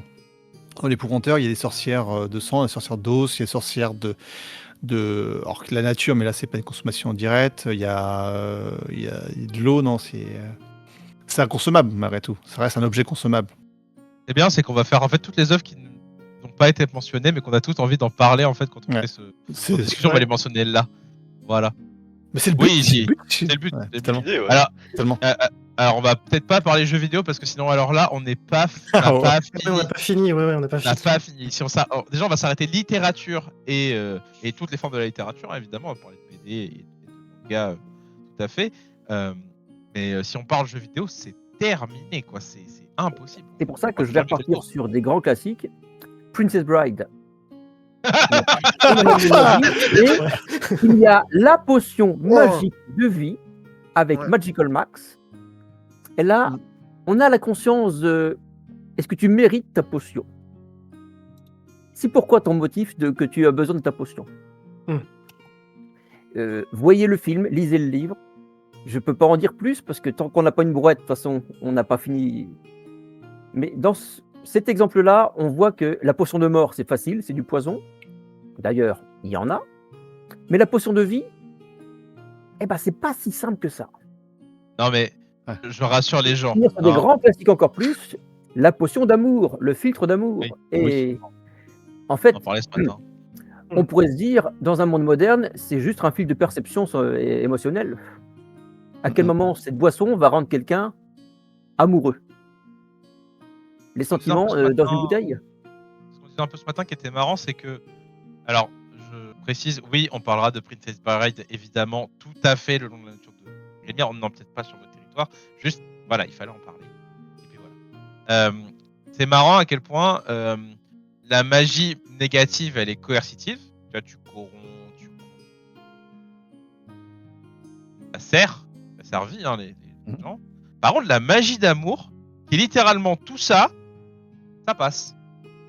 Ça Non, dépend ça où. passe pas. Ça dépend- dépend non. où. Ça dépend Ah, mais- où. C'est Ouais. plus accepté. Tu vois, genre, c'est plus accepté. C'est vrai tant que tu réfléchis pas. Prenez un très très bon Ça dépend l'œuvre. Tristan et Iseut. Dans Tristan et Iseut, Ah oui, Ouais. est-ce que c'est vraiment de l'amour ou est-ce que c'est pas du GHB médiéval? Podane. Est-ce que l'amour, il est récupéré d'amour. ou est-ce qu'il est forcé? Souvent, C'est c'est une potion qui ne va pas Ouais. modifier, comme dans les Lukum dans Narnia, modifier la perception des gens de la vérité. Et on croit quelqu'un qui nous ment. C'est plus un filtre d'amour, là, c'est une potion de vérité modifiée. C'est vrai que j'avais oublié les Lukum dans Narnia. Quel exemple incroyable. Non, mais c'est vrai. Tu sais, quand tu parles d'une On magie. pense plus soi-même, on pense modifié. Ça, c'est C'est une drogue extrêmement toxique. l'esprit est corrompu par du sucre. Le sucre à haute dose peut être extrêmement dangereux. DS, tu voulais dire un truc? Non, c'est bon. Et effectivement, oui, Harry Potter a son exemple de potions. Il y en a plein, il y a même des cours de potions. Donc, D'ailleurs, ça c'est chelou. T'imagines, tes profs t'apprends à tes élèves de créer des charmes d'amour. C'est chelou, je trouve, tu vois. Genre. Et des potions de Bah, vérité, mais- et du polynectar, et ainsi de suite. Oui, Ouais, non, mais après- oui, mais. Alors, il y a personne pour défendre, mais il y a plein de choses qui est scolairement appris à Poudlard Harry qui Potter sont spéciaux. C'est Voilà. ça. Ah, mais bien sûr. C'est, D'un point de vue éducatif, Poudlard n'est pas une bonne école. Hein. Elle ne passe Non. pas elle passe Et- pas l'éducation nationale. Hein. Et le choix des profs n'est pas bon, mais c'est pas le débat. Mais On en a parlé l'an dernier, Chao. On a passé Je 2 sais, heures je dessus. sais, Voilà. je sais. Ne remets pas une pièce dans la machine. Ouais. T'avais un autre thème, Foradan, peut-être? Encore un ou deux, Oui. je pense.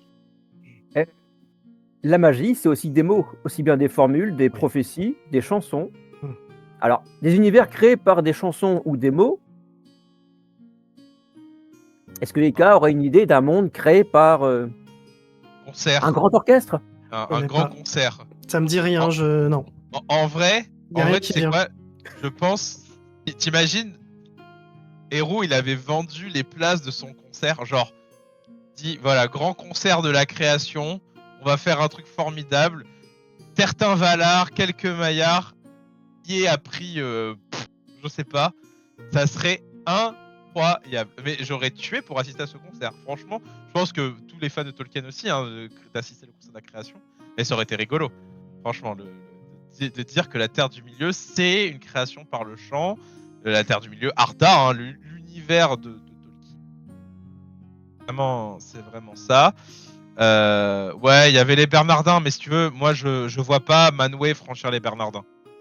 Bizarrement. Voilà. Après, moi sur les paroles, hein, on pense toujours évidemment à la prophétie, hein, les prophéties peut-être auto-réalisatrices, mais c'est toujours un outil mythologique, mythique pour confirmer le héros. Je pense à la Sibylle, tu vois, par exemple, la Sibylle de Delphes. Je pense à celle de Cume dans. À tous les oracles, dans en fait. l'Énéide. Ils disent Ouais, quelque chose oui, voilà, c'est qui- tous les oracles. Vas-y, Foradan. Vas-y. Mais justement, il y a. Alors, j'ai un exemple très précis en tête parce que c'est décrit dans la Symphonie des siècles. Rhapsody a le rôle de Battistrel. C'est une sorte de barde, de ménestrel. C'est un mot valise qui a été créé. Mais grâce à ce qui se passe dans le tome 1, non seulement ce qu'elle chante, mais elle a l'interdiction de mentir. C'est impossible. C'est interdit, c'est dans son serment. Mais par un effet magique, ce qu'elle dit est la vérité. Donc ce n'est pas elle qui choisit de mentir ou pas. Si elle dit il va pleuvoir, il pleut. Elle dit à quelqu'un tu vas mourir demain dans d'atroces souffrances, il meurt demain dans d'atroces souffrances. Elle doit faire attention à ce qu'elle dit. Quand elle dit je te souhaite une bonne journée, c'est la vérité, elle le souhaite. Et quand elle dit à quelqu'un qui a la mauvaise mine, quel que soit son état de santé, il commence à pâlir. Son pouvoir, c'est qu'elle dit la vérité. C'est-à-dire que la vérité se forge sur ses mots. Donc en fait, elle ne peut jamais mentir puisque la vérité devient ce qu'elle a décidé. Le pouvoir sur le monde entier qu'elle a. Tiens, il va faire nuit bientôt. Vous savez quoi? Il était midi, le soleil se couche. Ça, c'est Des différent. pouvoirs énormes sur l'univers. Ouais, je trouve ça différent parce que Sibylle. Et comme au Vision, début, elle elle se rend pas, comme au début, elle se rend pas compte, elle trouve étonnant que certaines choses arrivent parce qu'elle vient juste de les dire. Oui. Elle veut décrire le réel, mais en fait, le réel se réadapte à ce qu'elle vient de voir. Bon, la bonne nouvelle, c'est qu'il y a des puissances maléfiques qui, elles aussi, sont très puissantes, donc ce n'est pas de trop pour survivre.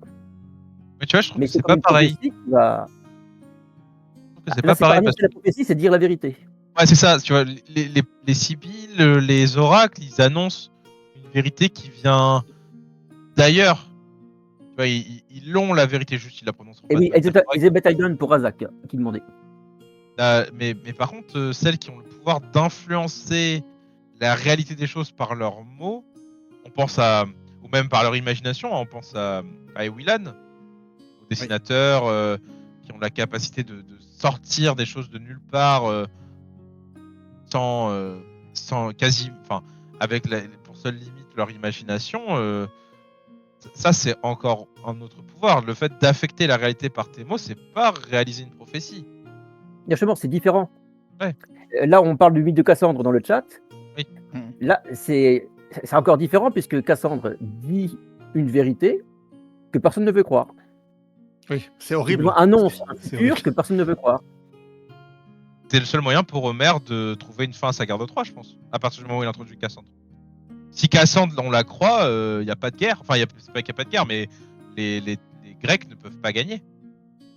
Donc Cassandre, c'est l'inverse. Elle dit des vérités que personne ne veut entendre. Ou qu'on ne croit pas parce qu'on lui a. On ne croit pas avant de se rendre compte que finalement, mais elle l'avait dit. Oui, c'est la malédiction de Cassandre. Hein, c'est celle d'Apollon. Mais Eh, après. bon, je vais le citer Vas-y. une fois parce que c'est dans Bomingo. Dans K-pop Demon Hunter, Ah oui. Oui. les guerrières aux voix puissantes Hmm. créent le bouclier du Old Moon pour protéger l'univers contre les démons, même si les démons, en fait, ils font des allers-retours tout le temps, Ouais. y compris entre deux spectacles. Et ça, je trouvais que c'était pas mal en système de magie. Merci au chat de ne pas chanter. Oui. Et Parce que sinon, ça va être c'est- impossible. C'est pas mal, et je crois que historiquement, les la nation coréenne ont des prêtres, enfin des prêtresses qui basées sur le chant. Oui. Donc ça Des a une vétérans. origine véritable. Hein. Je ne dis pas que les prêtresses dans le monde réel ont des pouvoirs, mais je dis juste que le système de magie, le Old Moon, est basé sur un système de magie supposé réel en Existait, Corée, ouais. existant. Oui, inspiré Mais ouais, des c'est sirènes. intéressant, ouais. C'est très intéressant. Dans Les ce mots, moment, il y a on a plein. l'Eurovision. C'est une autre forme de magie. Parce que des magies sur le son. Ouais, je pense que c'était cité sur la magie elfique avec c'est pas de la magie, mais bon, il y a quand même une connotation magique dans le chant elfique en fait. Hein. Oui. Ah, les elfes enchantent le monde. Voilà. Ils ont quasiment tous ce pouvoir-là à divers degrés. On pense au chant, au duel de chant entre Finrod et Sauron dans le Silmarillion. On va penser au pouvoir de Galadriel qui peut aussi enchanter. La chanson réalité qui reste en tête et qu'on comprend même sans connaître les paroles. Voilà, c'est ça. C'est ce qui reste aussi. Et qu'on c'est un n'oublie peu- jamais. Tout à fait. Qu'on n'oublie jamais. C'est un peu cette puissance-là. C'est de dire qu'en fait, la musique, la musique, comme les mathématiques, c'est un langage universel. Donc du coup, c'est un langage que tout le monde peut comprendre, même si tu parles pas la même langue qu'un tel. Et donc, de fait, comme une épée. En vrai, j'ai l'impression que c'est ça, tu vois, c'est que les objets magiques, c'est des objets qui sont transcendantales, les artefacts, les puissances. Ça, c'est transcendantal, ça transcende les sociétés, ça transcende nos différences et ça permet aussi de créer des bases communes solides, permettre d'avoir des références. Et c'est assez chouette aussi, tu vois, de dire que voilà, on pourrait se dire quelle est l'épée la plus forte entre Excalibur et Stormbringer. Réponse Stormbringer. Mais non, pas du que tout, ça dépend qui la porte. ouais, ça dépend qui la porte. Ça dépend qui la Une porte. bonne tout à fait. remarque dans le chat sur l'art dans l'Assassin l'art. Royal. Oui, tout à fait. Effectivement, On a je n'avais oublié, pas songé à ça pour les mots, On- mais Ouais. L'art. on a oublié de mentionner la grande Robin Hood aussi. Enfin, c'est Avec quelle les- ignominie. Quelle ignominie. qui a mal fini cette histoire d'ordre, ouais, que tu peux graver. Il y a aussi en fantasy francophone Stéphane Plateau, le Sentier des Astres, sorti historiquement aux moutons électriques qui ont pas résisté et au diable Vauvert maintenant, qui est très très porté sur tout ce qui est Kalevala, sur tout ce qui est barde, druide, etc. Et qui a notamment un personnage, un brahmine, qui utilise ses mots, son chant qui lui permettent de développer une certaine puissance extrêmement bien écrit, bien utilisé. Et c'est vrai qu'au final, aux sources de la fantasy, il y a cette tradition orale, il y a ce côté mot. Tout au début, ce qui est vraiment intimement lié à tout ce qu'on a aujourd'hui dans ces univers. Et pour parler de francophone encore, sans partir sur la formule magique, ces amouvre-toi et autres qui ouvrent des portes à l'aventure, d'un même pas mort, le héros se fait accompagner par un champion. Et le champion, on nous le écrit finalement comme un barde. Celui qui peut entrer dans n'importe quelle cour royale et obtenir l'autorisation de passer sur un territoire qui est bloqué à n'importe qui d'autre. Qu'il soit prince, chevalier, roi. Mais le barde, lui, il peut entrer partout parce qu'il a la connaissance orale de tout ce qui s'est passé auparavant et il peut faire un cadeau unique au roi dont il veut l'estime, lui créer une chanson qui restera pour l'éternité, et le roi ne sera jamais oublié. Et un roi qui n'est pas oublié, c'est un roi qui continue à vivre.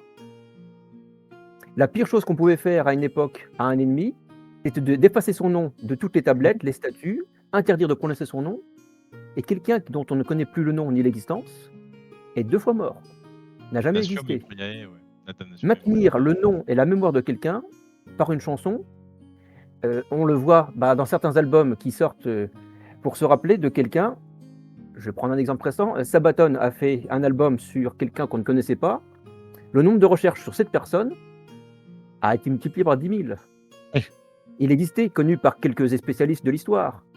Mais quand un groupe de métal fait un album en parlant de quelqu'un de la 12e dynastie égyptienne, il devient célèbre. Il n'a rien fait de plus, l'Égyptien. Mais c'est Nusret 3, 2. Et maintenant, il est aussi connu que Napoléon dans certains milieux. La musique de 2026 peut faire connaître quelque chose qui s'est passé il y a 2000, 3000 ou 10 000 ans. Et redonner de la vie à ces choses qui étaient oubliées. Écoutez l'album Legend, ça vous redonne des points d'histoire que vous aviez oubliés. C'est-à-dire que magique, c'est aussi ce que nous on considère comme magique dans la société, c'est ce qui nous permet nous de transcender les limites du réel. Et la limite première du réel, c'est l'oubli. C'est que on va oublier, les choses vont disparaître. C'est Tolkien dans le texte, hein, c'est littéralement tout va s'effacer, il y aura plus. Malheureusement, c'est pas comme dans la roue, tu vois, pas de cycle, il y a pas de renouveau des choses. Tant que la mémoire est là, et tant qu'on se rappelle, et tant qu'on rappelle la légende. Voilà, c'est ça. C'est qu'en fait, ce qui est magique, c'est de pouvoir garder au travers d'années. Donc c'est aussi la force de la chanson, c'est que elle va maintenir. Tant pis, je vais faire le point Tolkien. Le chemin des morts, Eka. Comment ça se fait que Aragorn a su ce que ça voulait dire? Malbeth le voyant. C'est une prophétie qui a des milliers d'années. Et sachant cette histoire s'étant perpétuée, il l'a appris parmi peut-être des dizaines et des milliers d'histoires. Sachant à quoi elle correspondait, il a su ce que ça voulait dire pour lui.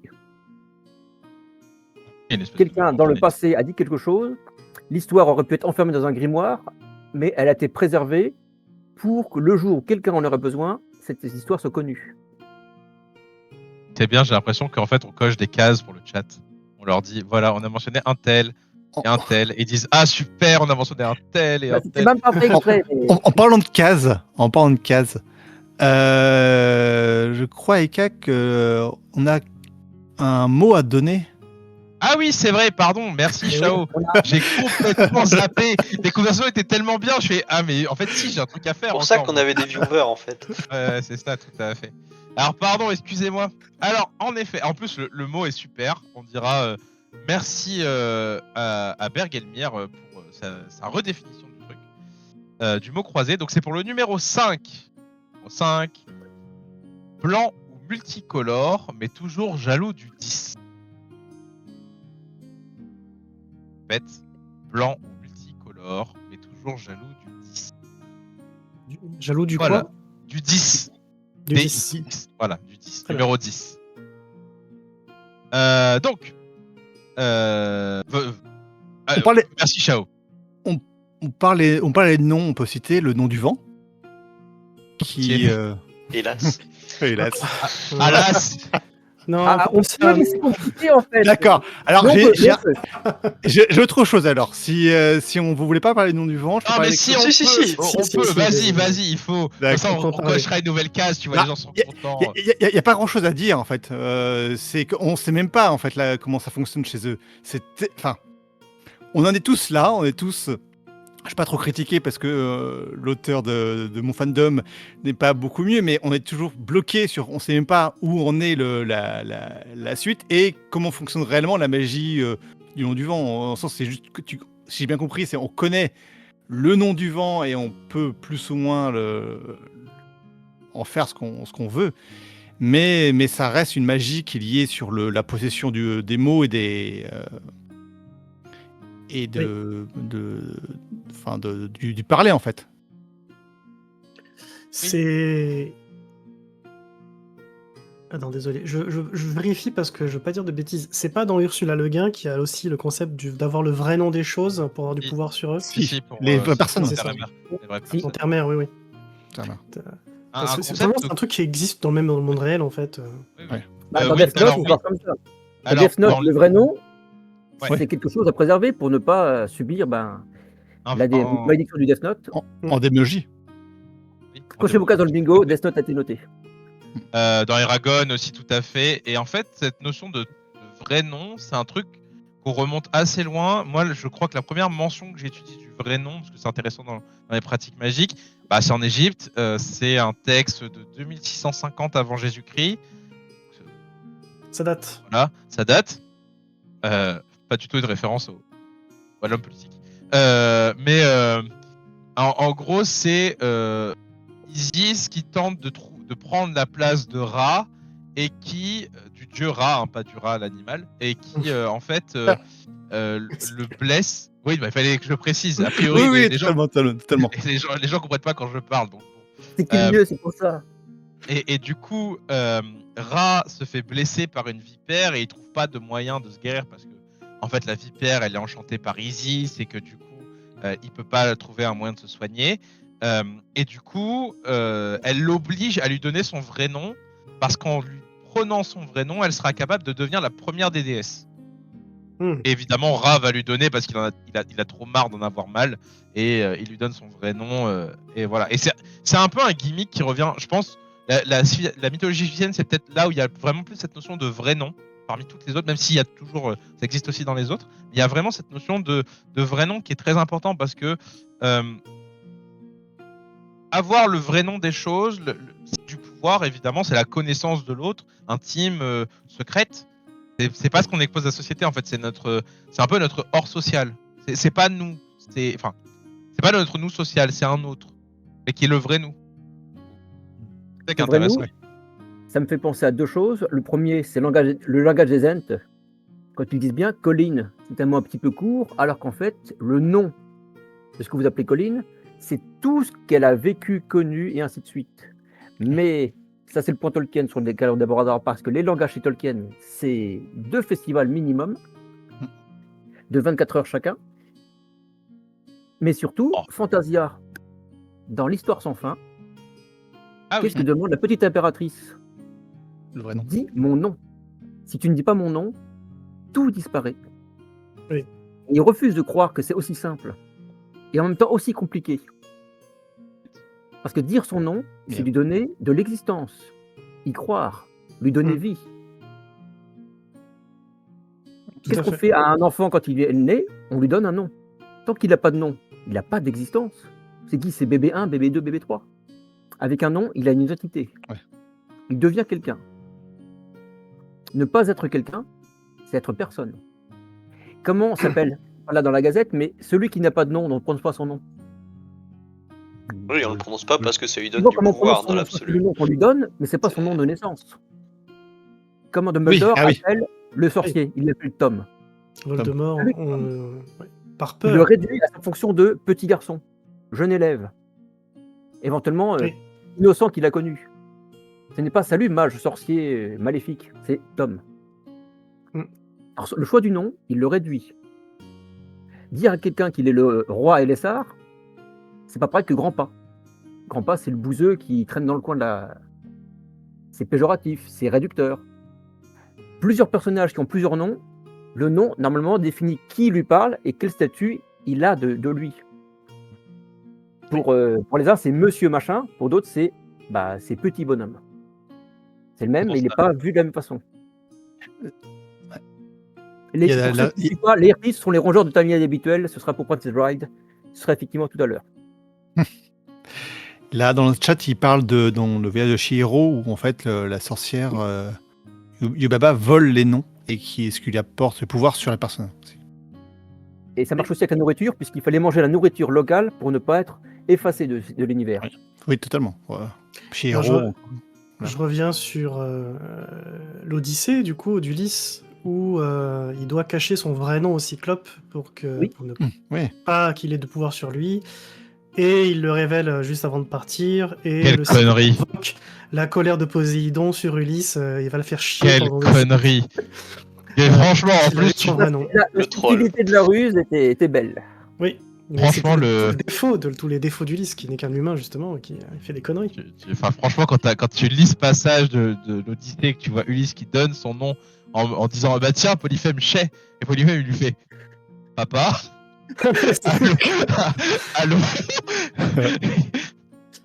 C'est Comme dans, comme dans John Wick, où Oui. Ah, c'est Baba Yaga, ouais. ce fils de Yakuza, ce fils de mafieux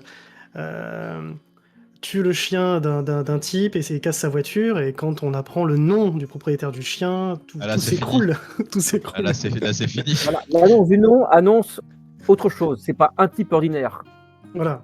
Quelqu'un, C'est t'as réveillé la colère des titans et appelé la c'est une mort très à toi, mauvaise quoi. idée. Mais John Wick, il est légendaire, enfin légendaire dans le sens c'est même plus un humain dans son monde en fait, c'est Oui, une c'est sorte ça. de. C'est un mythe. C'est Un une mythe. légende, c'est un Un mythe, et il est à la retraite, et ils ont quand même tous peur de lui. Rien que son nom terrifie tout le monde. D'ailleurs, je reviens dans Princess Bride, tant pis pour ce tout à l'heure. Le pirate Roger. Ah, C'est un nom. attention, Florada, non, attention, dur. on va se faire taper, hein. On va se faire taper. Hein, Mais c'est juste pour dire, prenez note. Le pirate Roger, ça fait partie des noms qui durent, qui des légendaires. Et ils en parleront plus tard. Tant qu'on s'en souvient.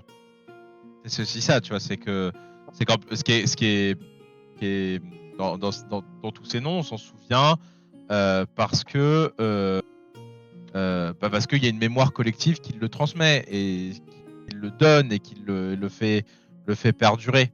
Tu vois, tout ça peut disparaître au bout d'un moment parce que on n'aurait plus ces sources-là sous la main. Mais justement, Plein de pensons à un trucs qu'on a personnage qui serait immortel, mais en fait, on ne sait pas que c'est le même. On dit le comte Dracula, 2e, 3e, 4e oui. du nom. Hmm. En fait, c'est toujours le même. On ne comprend pas qu'il puisse être immortel. Donc ça marche pour les vampires, ça marche pour d'autres. Mais quand on dit, tant pis pour Twilight, je vais citer Twilight, pardon, c'était pas fait exprès, mais ils font quoi dans l'histoire de Twilight? Ils changent. Quand les élèves ont passé trop de temps dans le lycée, Dans l'endroit. il faut changer d'endroit parce que ça va être bizarre d'être encore au lycée alors que les profs sont devenus vieux. Oui. Et on recommence une nouvelle vie. Mais si on revient à c'est bizarre, votre grand-père, il portait les mêmes noms que vous. On pense à Highlander. Highlander, ouais. Highlander, ça marche très bien épée. aussi. Il y a une épée. L'épée des MacLeod, bien sûr. Il y a l'épée. Mais qui n'est pas magique en soi, que Non. je sache. Non. Non. Non, Juste il coupe pas n'importe quoi. Tant que c'est pas un territoire sacré. On a parlé beaucoup Le nom, c'est vraiment ça peut être très très puissant. Attends, Ouais. Chao. Vas-y, Chao. On a parlé beaucoup de la parole, mais après, il y a la magie sur l'écrit. Et l'écrit ou le dessin. Et là, je voulais parler, je vais montrer à la caméra, je voulais parler d'une œuvre que, Ah oui. niveau magie et dessin, il faut le lire, l'Atelier sorcier. Ah, en plus, la belle édition Grimoire, je Ouais. reconnais un homme de goût. Non, mais j'ai la même, elle est juste derrière, mais j'ai la même. Et bravo, Voilà. je reconnais. Où là, où la magie est parfaitement expliquée, parfaitement codifiée et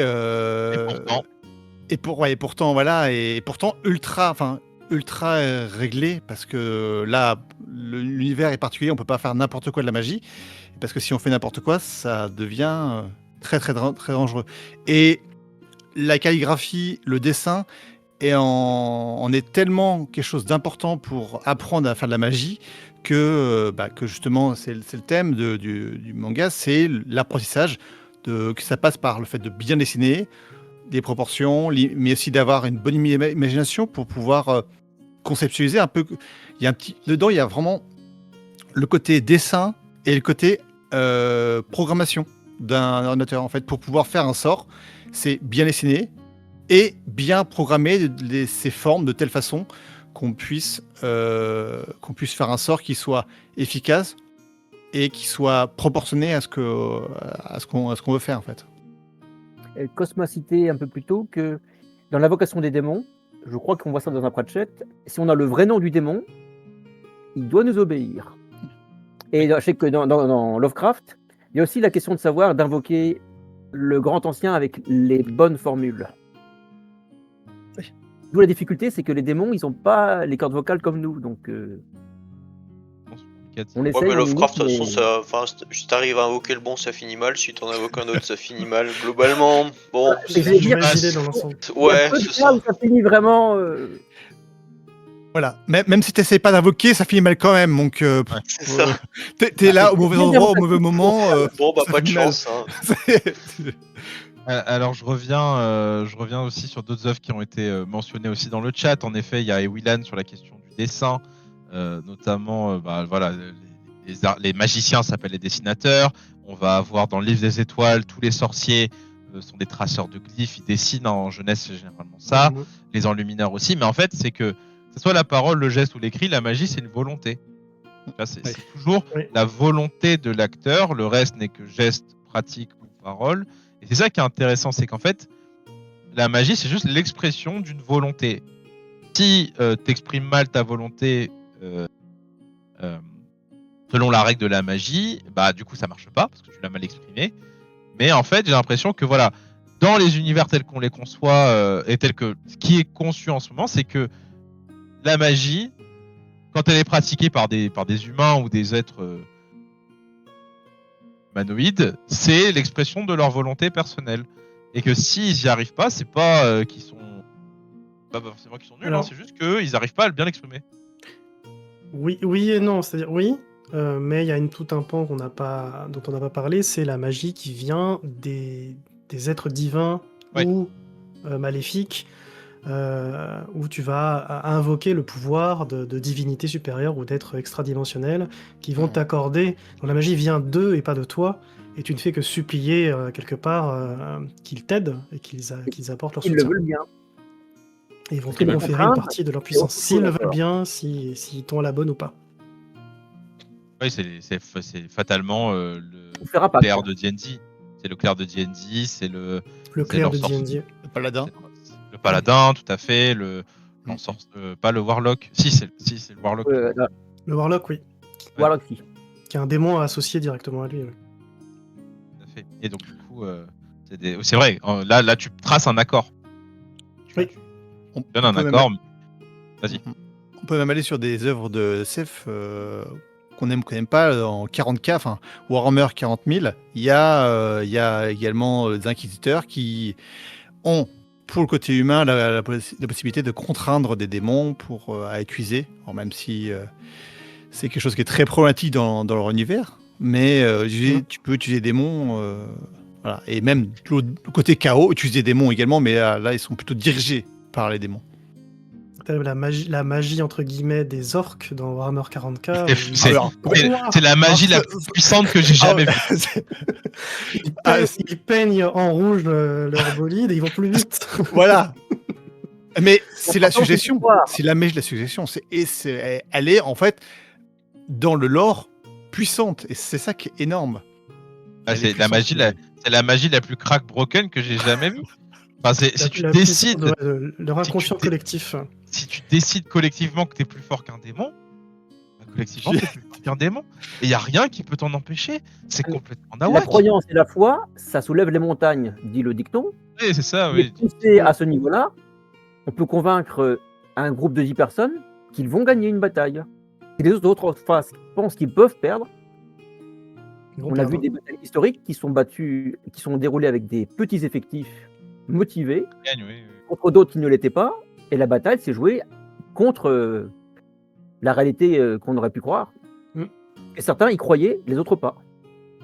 Fais, Alors, vas-y, Je vas-y. me dois, en tant que représentant de la pierre et du cosmer, de rebondir sur le commentaire de Fitz un petit peu plus haut, Fitz Altor, qui parle de Yumi et le peintre des cauchemars, où à la fois on a le côté peinture et d'art qui fait la magie, et le côté d'une autre forme d'art que j'ai jamais vu ailleurs d'ailleurs, où une prêtresse empile des cailloux.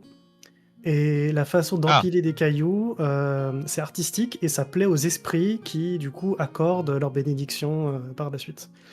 Et c'est assez intriguant la façon dont c'est exploité, donc je vous invite Elle à fait lire des ce cairns, livre. ça fait aux esprits.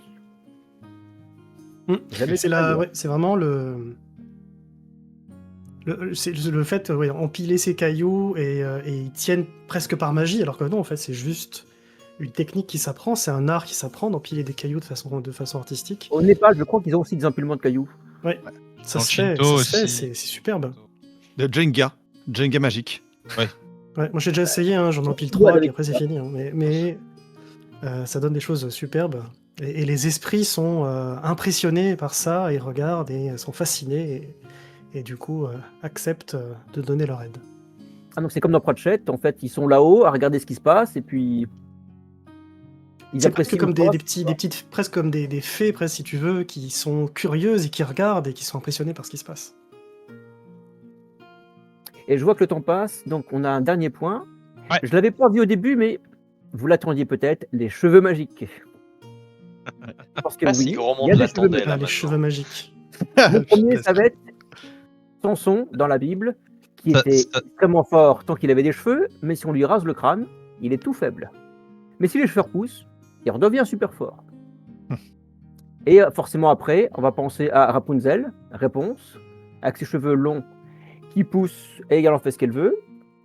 Eka a probablement des exemples de cheveux un peu hors du quotidien, un peu spéciaux. Magique. J'ai- Il y a Lucienne, Ah. évidemment, hein, c'est un peu la dame aux longs cheveux, hein, c'est celle qui est capable de créer Ouais, en effet, elle fait pousser ses cheveux pour s'enfuir, elle utilise un manteau, elle endormait le corps avec, enfin, Et l'autre dame aux cheveux, Galadriel. Ah oui, les cheveux de Galadriel qui ont changé Oui. la face du monde. oui, tout à fait. C'est vrai. Alors, en effet, à Tolkien, moi je trouvais ça très marrant qu'on parle de cheveux quand on voit nos têtes à tous, sachant qu'aucun d'entre nous n'aborde une superbe crinière longue comme On sait pas. Galadriel. Joyeuse. Voilà. C'est vrai. Pour Alors, Parce qu'on a pas Foradam, besoin on de sait pas. s'échapper. Foradam, c'est pas. Si, Foradam, Non. je sais. Si, Foradam, je sais.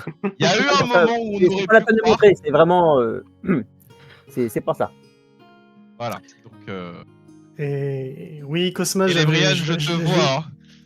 Et J'y techniquement, avais pensé Galadriel tout de n'a pas suite. des cheveux magiques, c'est juste des cheveux top niveau. Méduse et les Les gorgones cheveux qui des ont. Oui, oui, des tout à fait. serpents dans les Bravo, cheveux. DS. Oui. Non, mais Cosma l'a mis dans le chat, mais je l'avais en tête aussi.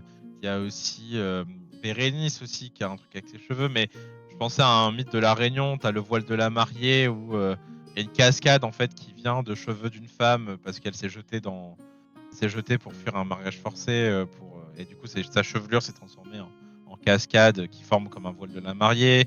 Il y a un truc avec le cheveu. Alors il y a du naine aussi avec les cheveux pour certains. Le naine de toute façon il y a tout. Tout existe dans le naine. Oui. Je fais un petit écart en parlant d'un jeu vidéo parce que c'est un exemple assez unique aussi, c'est Bayonetta. Si vous connaissez. Où l'héroïne est une sorcière qui fait des pactes avec des démons et tire ses pouvoirs des démons, mais les canalise à travers ses cheveux. Donc elle a une énorme chevelure, et ce sont ces cheveux qui prennent, les démons s'incarnent dans la chevelure de l'héroïne pour apparaître dans le monde réel.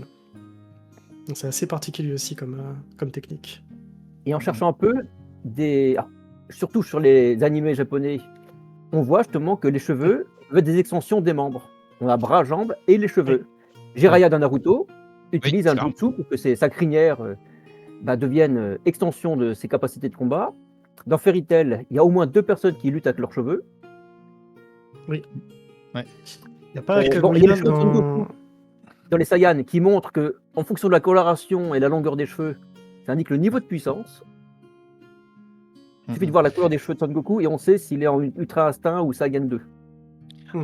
Et Kai a cité Hunter avec le naine, mais ouais, Gon qui a des cheveux très très très très très, très longs.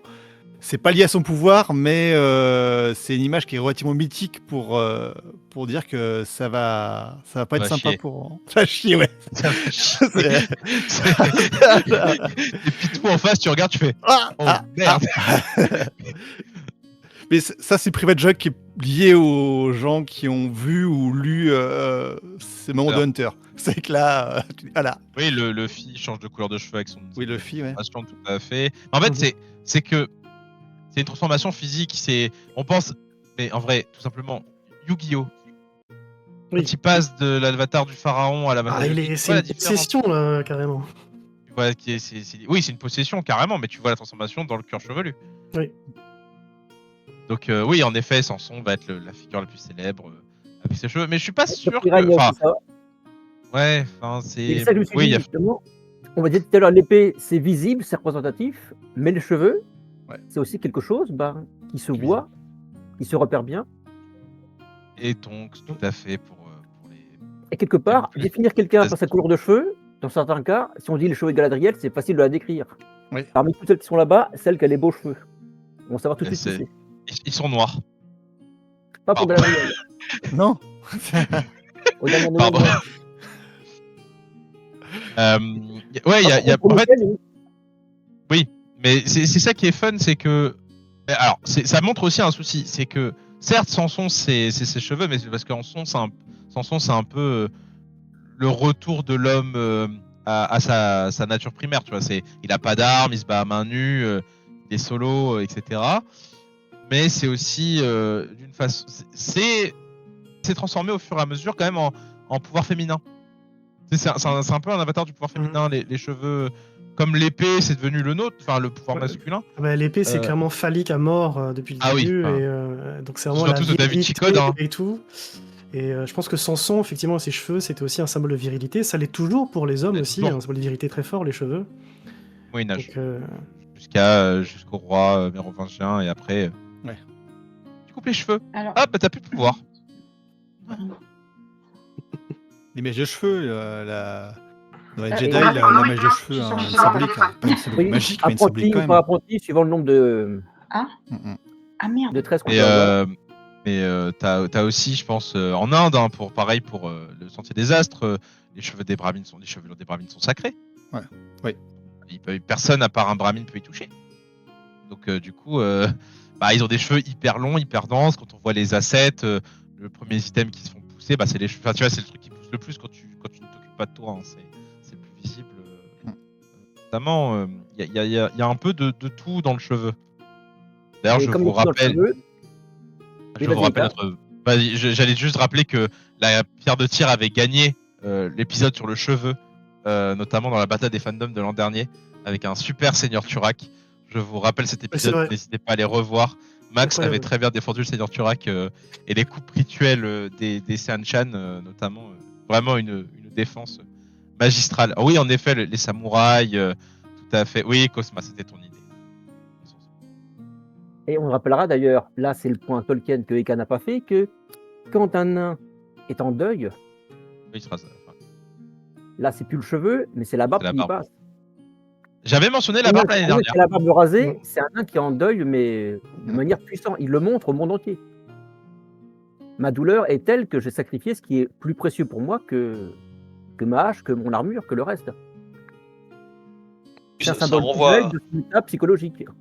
ça renvoie au côté où c'est effectivement quelque chose qui te définit en tant que personne, où voilà, tu rasais les gens, les femmes en guise de punition. C'est vrai qu'il y a ce côté où ça fait réellement partie de ta personnalité, de ce que tu renvoies aux autres. Et en ça, c'est un élément hyper important. Ouais.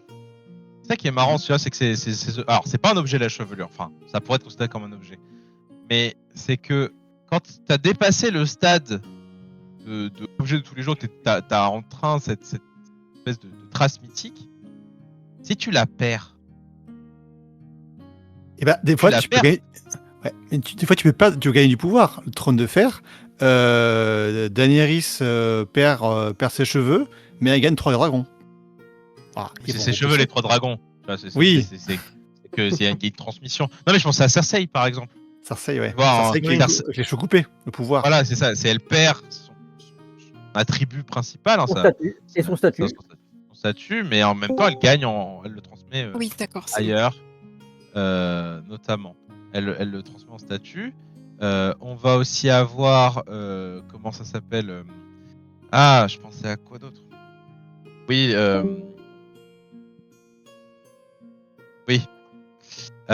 oui, les cheveux sont des ingrédients puissants en magie.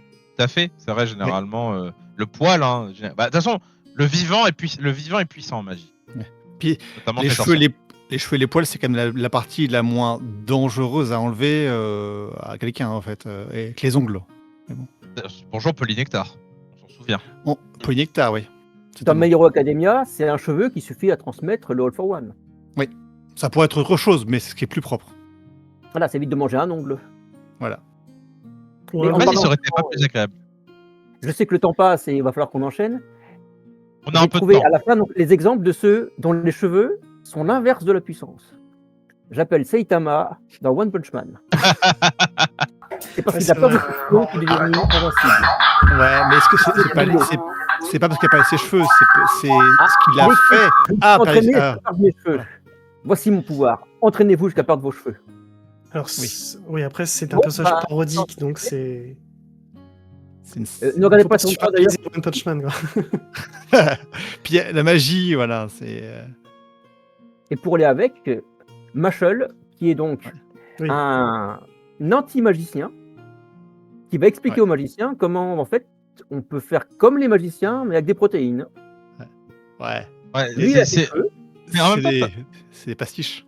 ouais, mais t'as aussi une obsession de ça, c'est que je pense que comme dans la majorité des systèmes, t'as l'impression. Alors, en manga, je parle pas en littérature. Comme j'ai l'impression qu'en manga, la majorité des systèmes ont été explorés ou faits, et que si tu abordes quelque chose, tu vas forcément tomber dans un ancien système. Mhm. Ils tentent de trouver des formes différentes d'expression, du pouvoir, de la domination, de choses comme ça. Et ça, en fait, on se rend compte que ça devient de plus en plus compliqué dans les arts graphiques parce que tu as une espèce de lissement de toute forme d'art magique. Tu vois, quand tu exprimes la magie sur de l'écran, j'ai l'impression que tout va à peu près dans le même sens. Bon, on pourrait pas, enfin, sans faire mon gros peur, on pourrait parler de la Netflixisation de la magie. Je pense que tu vois, si tu regardes Les grands mots. voilà les grands mots, la Netflixisation de la magie. Pensez à, tu vois, tu compares l'esthétique magique d'un The Witcher à celle de Grisha. Je vois pas spécifiquement de différence. Il y a plusieurs. Bon, y a juste l'échelle, tu vois, mais juste l'échelle. Il y a plusieurs raisons à ça, effectivement. Bah, déjà, tu as une RPGisation de la magie, avec les jeux vidéo principalement, et donc il faut que les magies soient expliquées, il faut qu'il y ait des systèmes, il faut qu'il y ait des niveaux, il faut qu'il y ait des éléments, des écoles de magie. Et c'est très populaire et ça marche, et les gens ont grandi avec ces idées-là, qui ont été popularisées avec Donjons et Dragons notamment, tu vois. Et donc aujourd'hui, quand ces gens créent du contenu, créent des films ou des séries ou des livres ou des jeux vidéo, bah, ils pensent à ce qu'ils ont connu, ce qu'ils aiment bien, et ils le réutilisent. Et donc tout commence à se ressembler. Pas chez Game of Thrones. Mais vu qu'il n'y a pas trop de magie, c'est bon. Il n'y a pas de magie, non, il y a très peu de magie dans Game of Thrones, c'est très très limité, donc ça va. Oui, alors en tout cas, pas de magie visible. Game of Thrones a une magie, mais qu'on ne voit pas. Je rappelle qu'il y a des équivalents de nains et d'elfes qui est autre part. Il y a tout le côté oriental qu'on ne connaît pas. Donc, là, il y a... D'accord, mais il y a 3 yeux quand même. Il y a la corne à 3 yeux. Et les autres, nous renvoyons à la conférence de ce matin, là-dessus. C'était juste une petite. Alors, on va pas tarder à rendre l'antenne, mais on va continuer un peu jusqu'à ce qu'il nous dise stop. Je rappelle juste que le concours sur les réseaux sociaux, et je vous enjoins, sinon une certaine commandante de la garde de nuit va tous nous arracher les oreilles. Voilà, ciao, merci, hein, dis-le. Non, je ne peux rien dire. Oui, ne dis rien. N'oubliez pas donc que vous pouvez créer vos stories Instagram en nous taguant tous les 4 assos pour pouvoir essayer de gagner des lots. Vous évidemment, rendez-vous sur le site d'Elbakin pour le forum, pour le site, pour leurs actualités qui sont toujours foisonnantes. Et enfin, n'oubliez pas que le mot du jour, enfin l'indice de l'émission, c'était... pardon, je l'ai retrouvé. Blanc, alors c'était pour le numéro 5, blanc ou multicolore, mais toujours jaloux du 10. Et quand je parle du 10, je parle évidemment du personnage ou du truc qui sera représenté dans le numéro 10 du mot croisé. Voilà. C'est bon, je l'ai. Je sais bien. C'est pour ça que tu ne peux pas jouer, évidemment. comme moi, je voulais ardemment le Aurélie Lubong et je ne pourrais pas l'avoir. On a encore Pareil. un peu de temps. On a encore Genre, un peu de temps. pour une annonce, on l'a Vas-y. cité tout à l'heure, les maîtres de l'univers, Musclor. Anne. L'annonce est arrivée sur elbacking.net il n'y a pas longtemps. Vous le retrouvez bientôt, on n'a pas encore de date, en production Amazon Studio. Ceux qui ont sacrifié la série que vous savez. Oui, mais en On même peut s'attendre à tout Les et n'importe séries- quoi. Qui ont sacrifié 2. Ouais, Non. de la roue du temps, tout à fait. Il y a un exemple qu'on n'a pas parlé qui est extrêmement récent. Alors, c'est dans des jeux vidéo, mais c'est extrêmement récent et c'est français. Qui relie tous ces Ah oui. styles de la magie, l'art, les Devant tableaux peut-être magiques, les etc. C'est Clair-Obscur. Oui. Clair-Obscur qui Ah reprend bah, oui. beaucoup des thèmes dont tu as parlé justement ce soir et qui est une vision vraiment fantastique justement de la magie. Et donc je vous invite à vous intéresser à ce jeu. Au moins, en plus, c'est écoutez un la peu bande français. son. Écoutez la bande son. Juste Et écoutez elle la est, bande son. magique. Bande nous son avons- français. Vas-y, Chao, tu voulais. tu voulais- On va justement finir en chantant tous la chanson du Non, générique. non, non. Il y a peindre, c'est Clair-obscur. parti. Mais oui, Pas faut faire les jouer, auditeurs, là. faut écouter la musique, faut regarder l'art. Non. C'est top. Magnifique. J'ai- Alors, Et, oui, The Hill of Tonchico aussi, voilà, Marco oui, attend qu'on c'est chante. bien. tu parlais de la Netflisation des séries télé, mais justement, j'étais très content, moi, que dans la série télé de La Roue du Temps, la magie est vraiment différente de ce qu'on voit Oui. d'habitude. Oui, oui. Tu vois, genre, le seul reproche que je ne peux pas faire à Amazon, c'est de ne pas prendre Oui. d'initiative côté graphique. Parce que visuellement, dire qu'une série Amazon est moche, c'est pas Non, possible. c'est pas vrai, ouais, ça c'est pas vrai. Enfin, c'est de mauvaise foi. Vraiment, hein, pour le coup. C'est vraiment être de mauvaise foi. Là, j'ai regardé. Enfin, il y a les 2 séries animées inspirées des actual plays de Matt Mercer, donc The Mighty Nine et comment s'appelle l'autre, The Vox Machina. C'est des formes. Bon, c'est des formes de magie, des donjons et dragons. Mais il y a une vraie inspiration. Il y a des choses vraiment jolies, vraiment très réussies. Alors, c'est mal hein, de donner des fleurs à Amazon, mais il faut le reconnaître. Carnival Row, c'était très bien. En termes de magie, en termes d'explication sur les races et tout. Non, vraiment, moi je trouve que. Bon, après je tape sur Netflix parce que c'est la plus grosse plateforme et que entre abandonner Grisha et ruiner. Ruiner. Transformer le sorceleur. Pas non plus une franche réussite. Mais voilà, j'ai vraiment cette impression. Quoi ? Ruiné, c'était bien. Ouais, mais c'est. Ah, moi, je suis pas un grand fan du matériel de base. Du coup, c'est complicado, des complicado. Alors, qu'est-ce qu'on me dit dans l'oreillette ? Redemande. Ah oui, l'indice du mot croisé, pardon, on me redemande. Donc, vas-y, je refais l'indice du mot croisé, après tu peux y aller. Donc, c'est blanc ou multicolore, mais toujours jaloux du 10. Case, 10. Vas-y, Des. Non, désolé, hein, je suis en train de faire le côté technique à côté. Ils ont un petit souci côté technique de l'autre côté encore, donc on a encore quelques petites minutes le temps qu'ils corrigent ça. Ah, je crois qu'elle est en train de faire le. Est-ce que le chat, est-ce que vous avez des choses, est-ce qu'il y a des choses qu'on n'a pas dans les objets magiques et associés, des choses que vous voudriez citer ou autres? On n'a pas, t'es pas nous 5 là sur Sarafus, c'est qu'il y a des choses que. Il y a plein de choses qui ont été mentionnées, j'ai pas voulu rebondir dessus parce que je ne savais pas. Ouais. Oui. Je sais toujours pas si le Lambas c'est magique ou pas. L'anneau unique, oui. Ouais, l'anneau unique est magique. Mais c'est vrai que d'en parler, c'est important. L'anneau unique n'est pas forcément magique. Enfin, c'est. Et puis l'ambasse, c'est pareil. On m'a dit 2 secondes maxi, j'ai fait mes 2 secondes. Le lembas, en fait, bon, du coup, ce matin, Faustéa disait que le lembas était fait à base d'un blé qui provient de Valinor, et qui a été du coup importé en Terre du Milieu, a priori au Premier Âge, voire avant. Mais oui, enfin, t'arrives à nourrir un être humain sur 3 jours. Ah, j'ai quitté le. Non, on entend. Ah oui, je sais pas, j'entends plus DS en Non. fait. C'est ça. Non, c'est parti. Ah oui, il est passé à côté. Voilà. Voilà. Ok. Oui, en effet, le bâton magique de Goku. Ah oui, c'est vrai. Alors, on aurait pu en parler, mais c'est vrai qu'il y a les baguettes. Baguettes, bâtons. On a. Il y a des choses à dire. En fait, c'est des artefacts comme les épées. Mine de rien. Juste, ils ont un aspect plus sage, plus réservé. Ils sont réservés aux vieux. Ouais. Quand c'est plus magique, ça marche moins bien. L'épée, à la rigueur, bon, fonctionne encore, quoi. La baguette. Alors, je crois, bon.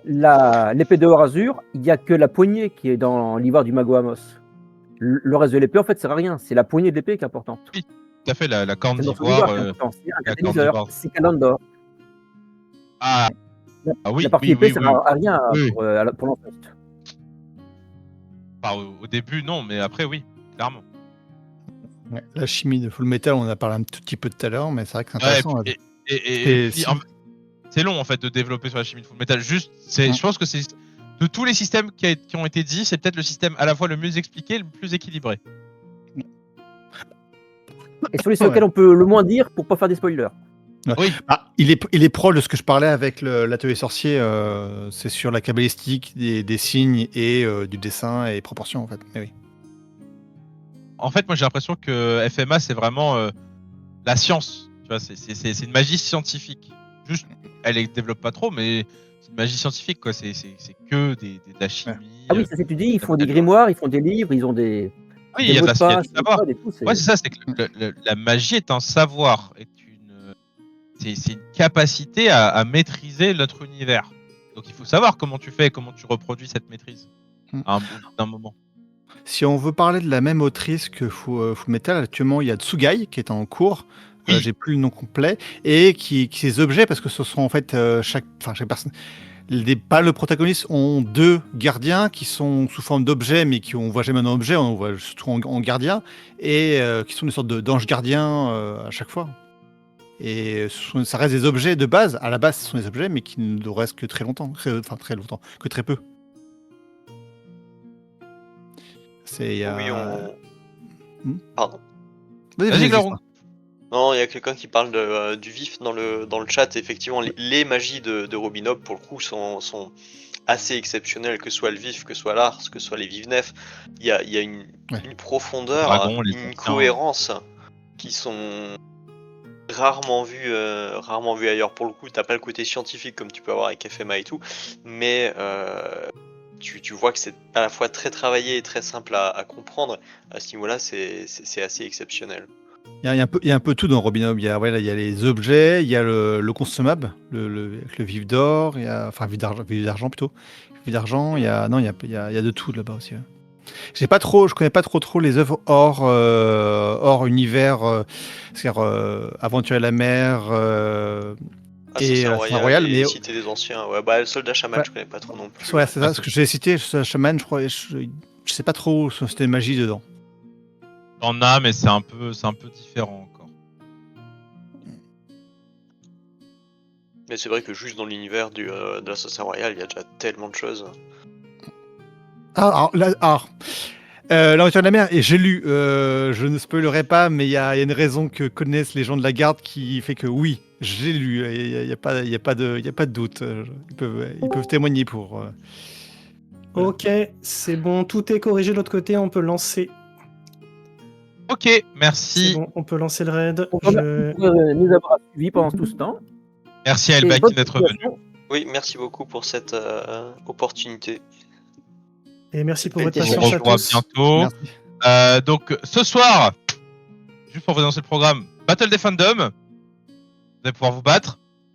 Et ensuite la nocturne de Bergelmir. Vous allez pouvoir parler encore plus longtemps, jusqu'à 6h du matin. On se retrouve, moi je reviens à peut-être 6h, sinon à 11h, pour une autre conférence sur magie et pouvoir, qui va être super sympa. Et puis voilà. Chao, je sais plus si je te revois. Si, Peut-être cette nuit, je sais pas encore, je verrai, peut-être cette nuit. DS, je sais qu'il sera là. Le Naeblis ne dort jamais. Je dors jamais, je suis toujours là. Pour Adan, Glaorung, merci à vous deux. À bientôt, j'espère. On passe du côté obscur de la force et on sera dans le chat quelque part à poser les questions qui font mal. Et il y en a qui font mal. Amusez-vous bien. Merci à Ouais. tous. Merci tout le monde, c'était très chouette. Merci.